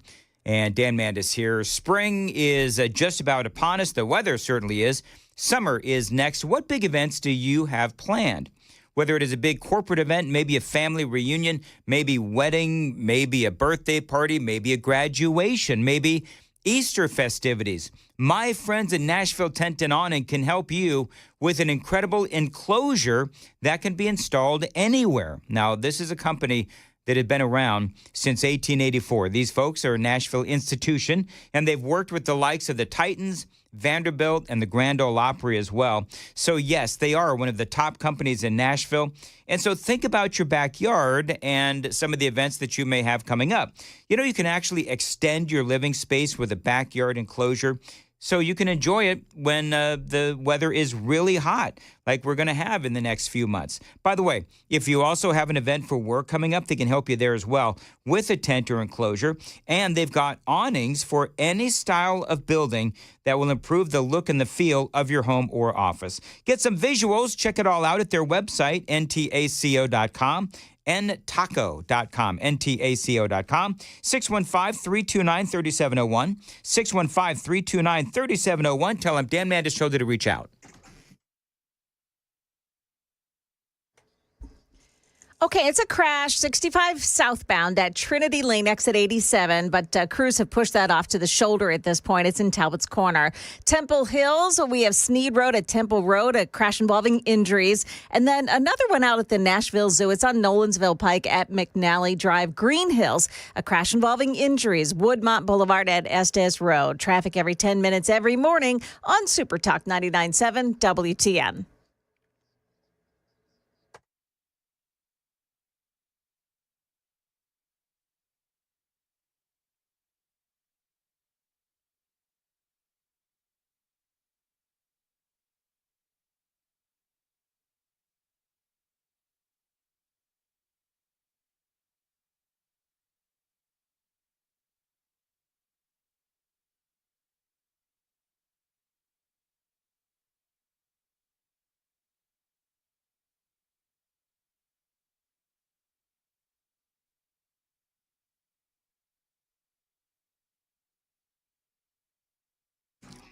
.836, Nashville's Morning News on Super Talk 99.7. I made it, and I even washed my hands, Chris Hand. Congratulations. I was hoping that you were going to be late. People watching on the video saw timing was that. impeccable, by the way. People watching on the YouTube TV saw that I made it with just seconds to spare, and as I said, I washed my hands even though they're still a little wet. I had to go to the bathroom. Anyway, moving right along. Hello, Chris. How are you? I'm good. How are you? I am good. And Joan, I was reading that story real quickly. Yeah. I was reading the story you sent me from the Wall Street Journal about makeup. Yeah. Yeah. Now, I'm going to be honest with you. Most of that stuff, since I don't wear a lot of makeup, most of that was lost on me. But apparently, makeup has now been politicized. Yeah. Oh. Can you run us through that, Joan? Yeah, you know that, and her name, Laura something, the Democrat who is the older woman who she has tons of makeup on and her hair, not tons, but her hair is purple.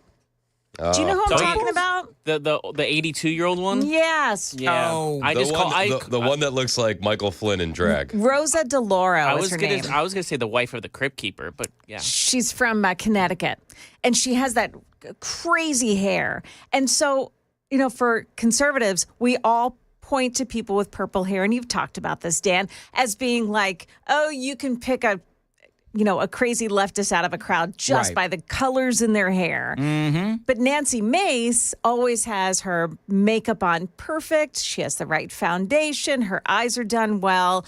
And, that is now being, hailed as what conservatives look like. Because so conservatives are respectful in appearance. Yeah. They're well kept. They're dressed nicely. Their clothes are pressed and so forth. Uh-huh. And that's indicative that you're a conservative. I'll take that all day long. That Rosa DeLauro also wears crazy outfits, like really funky looking outfits. And I talked last week about Rashida Tlaib not wearing, she didn't have like a jacket on or anything, very disrespectful of the House chamber. Mm-hmm. I mean, that's kind of the new norm from the left. And it's becoming a political thing. If you dress well and you look good, you're a conservative. Okay, I'll take that. Well, the nose ring, the hair, then I the think tats. I've got to work on my attire. And not showering. Yeah, there's that too.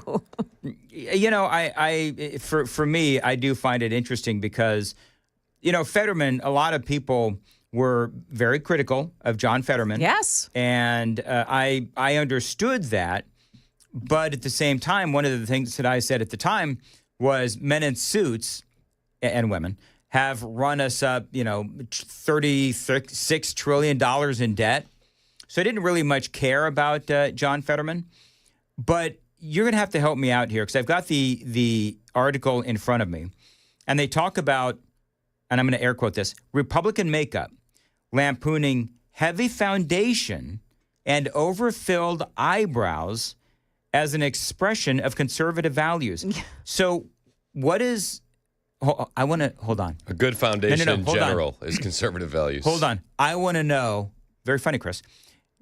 Do you know, Chris, what heavy foundation means? Do you know what that means? I could take a guess. What does it mean? It's like the skin makeup. It's, all over the cheeks and the foreheads. Yeah. Is that what it is? Yeah. Okay. I know your wife doesn't wear any because she's naturally gorgeous. Virginia wears very little makeup. Yeah. She was talking about my wife. Oh. Both of you. Touché. Virginia's awesome. Both of you. I'm just, you know what? I feel like trying to start fights with all the other hosts today. Duly noted. You didn't get enough with Murphy moments ago. I didn't even listen to what happened with you and Murphy because I didn't want to feel bad coming in here. Oh no, Murphy's awesome and he's welcome anytime. So this article says that for the past few months, Republican makeup has trended on social media, as if that's something to look up. Well, that's just silly. I mean, what is an overfilled eyebrow? When women use an eyebrow pencil to make their eyebrows filled in and thicker, because that's kind of it shows young, like women who are of a certain age lose their hair, their facial hair. And you have to pencil in your eyebrows to make them there. Okay. So I had a buddy growing up. His mom, she was very, very attractive. Everybody loved his mom, but she would shave her eyebrows off and then draw them on.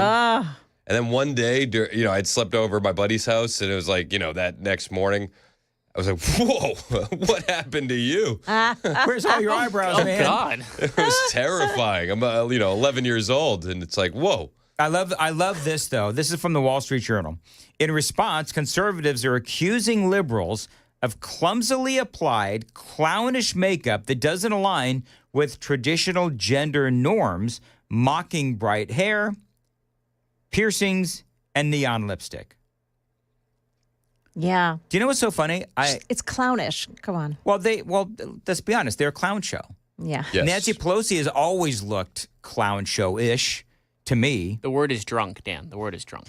Because she also gets Botox and she makes her eyebrows go to the top of her forehead. Those aren't real. Those are drawn. It's amazing how much, and Joe Biden always had Botoxed eyebrows as well. Joe Biden was not even recognizable from when he was in the 90s and the 80s. Oh my Lord. Yes. Yeah, he had so much surgery that people were accusing him of having clones. Yeah. He did, didn't he? They Yes. just forgot to insert a brain. What? If I only had a... What are we talking about? So let's see here. Yes, Republican makeup is trending on social media, so on and so forth, whatever. You know what? I find it funny. I don't pay much attention to the... need some audio. I don't pay all that much attention to what Democrats look like because I'm so distracted by the stupid stuff they say. So I've got this audio. Joan, will you want to set this up for me? So this is the... We talked about this, where it was in a House hearing where the person in charge of the hearing referred to, Sarah McBride, who is a guy pretending to be a woman. Used to be named Tim. As Big Tim. Big Tim. And all hell breaks loose after the chairman of the hearing calls Sarah McBride Mr. Now, I don't know how far Sarah McBride I want to be fair. How far has Sarah McBride gone? Oh, no, she, listen to me. He looks completely like a woman. What's underneath the dress? Probably most convincing. No, I don't think. At least I see. No. You know what? At least he's trying. You know, some people don't even try. At least Who put in that. was the HHS, the deputy HHS guy? Richard Levine. Yeah, Richard Levine. That dude, that guy didn't try. That's the example of health, both physical and mental. Yeah, because you know what the funny thing is? My biggest issue with him was that he was the one of the guys in charge of health in America, and dude was obese. Didn't he also leave his wife and kids? I think so. Well, he probably. Yeah, when he did the he basically abandoned his family. So Sarah McBride looks a lot like a woman, but still has the Adam's apple. Like, that's one thing you can't get past. You always got to look. You always got to look for those Adam's apple. Yeah. Anyway, so this is what happened. Listen. I now recognize the representative from Delaware, Mr. McBride. Thank you, Madam Chair. Ranking Member Keating, also wonderful. Mr. Chairman, could you repeat your introduction again, please? Oh, Lord. So now it sounds like Sarah McBride. It actually sounds like a female. Yeah. And you don't think so? No. You can tell. It sounds like he's trying to raise his voice. Yeah. Oh, okay. Let's listen to it again. But the thing that I don't want to miss here is he gives it right back to the guy and calls him Madam Chair. Yeah. And then the other Democrat says, "Stand back, I'm going to be a white knight." And he comes in here to save the day. And you know what? It sounds like McBride was willing to just go with it. Yeah. Which is respect to him. Yeah, Mr. as you said, white knight. I now recognize the representative from Delaware, Mr. McBride.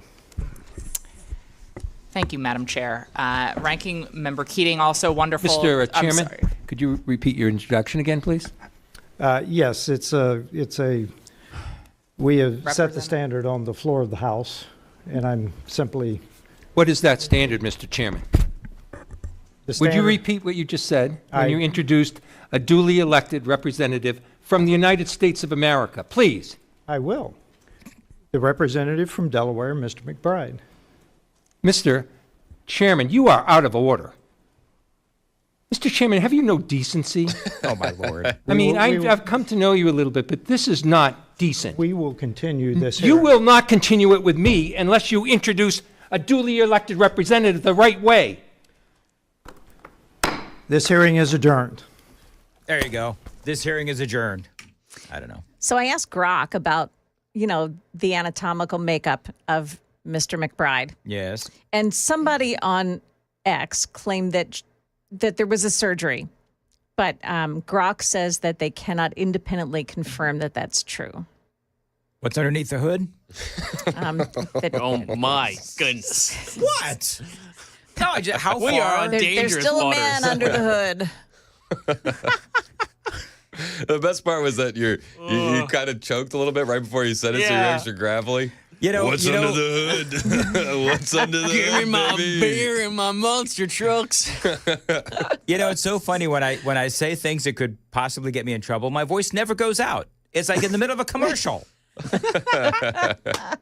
Anyway, whatever. Oh, that's like the best time for that. Yes. Anyway, so Chris, what have you brought to the table today? Well, you got anything? if you open up your Twitter DMs, there seems to be a bit of a controversy with a country music group and WSMV. I've got the whole thing. You want to do it? Yeah, let's do it. I was alerted to it by John Rich. John Rich was sent out a video about this.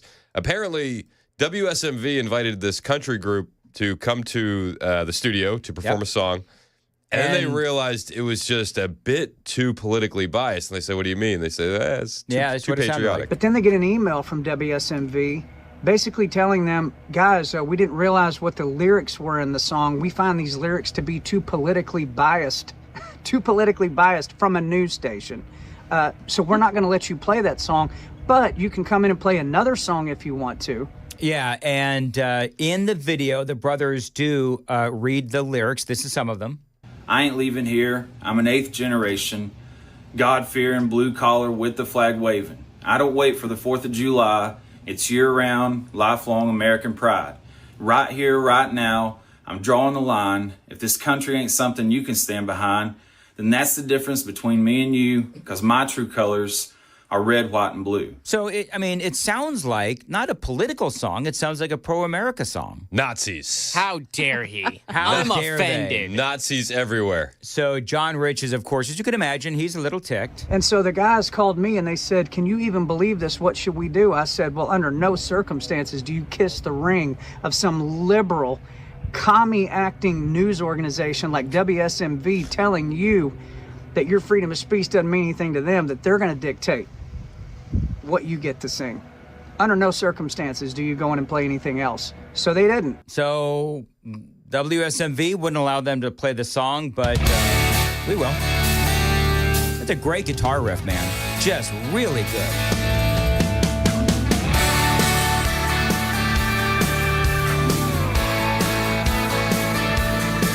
I see you looking down while I'm looking up. You're just sitting there sipping on that Starbucks cup, hating on everything, not doing anything. I crank up some Toby Keith, climb back in my... just a great song. I can't play the whole thing. I did play a lot of it earlier. By the way, Chris has asked me to stop playing the song because he... I didn't ask him to stop playing it. Chris Hand hates this song. Yeah, I said I didn't really like it. I knew you were Chris from is a Canada. commie. Chris is a commie. I didn't really like it. That's okay. I bet you listened to Bryan Adams on your way in, didn't you? He is a Justin Trudeau poster. I sure do. This is a great song. Some Rush. Actually, I like all three of those. Yeah. So all you have to do is listen to his bumper music to know what kind of music he goes for. Yeah, it's a little different. Yeah. Mm-hmm. Funky. You know what we ought to do tomorrow? We ought to pull up our music history. Like what have we played? I think you can do that. I'll have Amy show me how to do it. But like what's the last 15 songs that you've listened to on your phone? Mine would be schizophrenic. Yeah, it'd be like worship music to Tupac to the Wiggles to some classical. I think last night we were playing 70s Gold in the kitchen.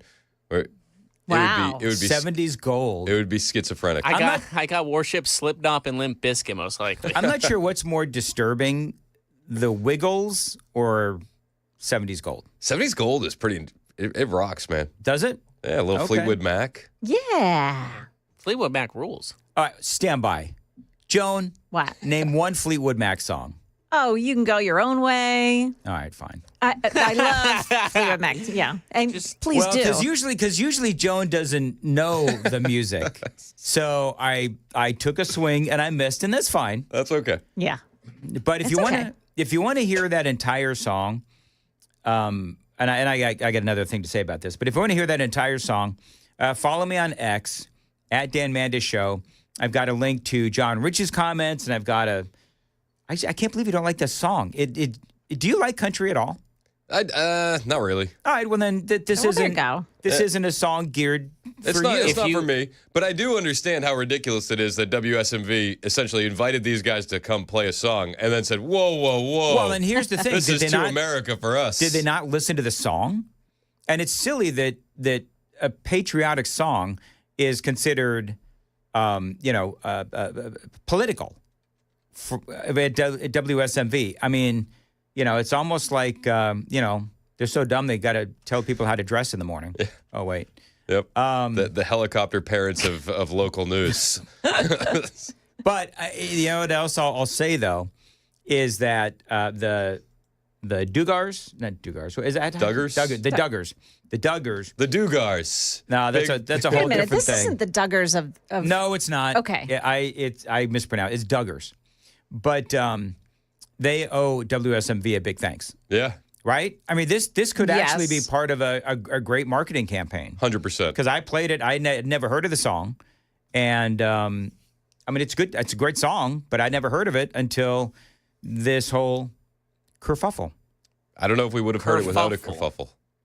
Listen, we got to break the glass. We have a kerfuffle. Some kerfuffles can be a good thing. Oh, yes. So there you go. What are you laughing at? The super text line. Kevin texted in, Hans' taste in music is garbage. His political opinions are spot on. There you go. I like it. There you go. By the way, my last 15, I can guarantee you nothing but Morgan Wallen. Like I am on. You ever get into like a kick?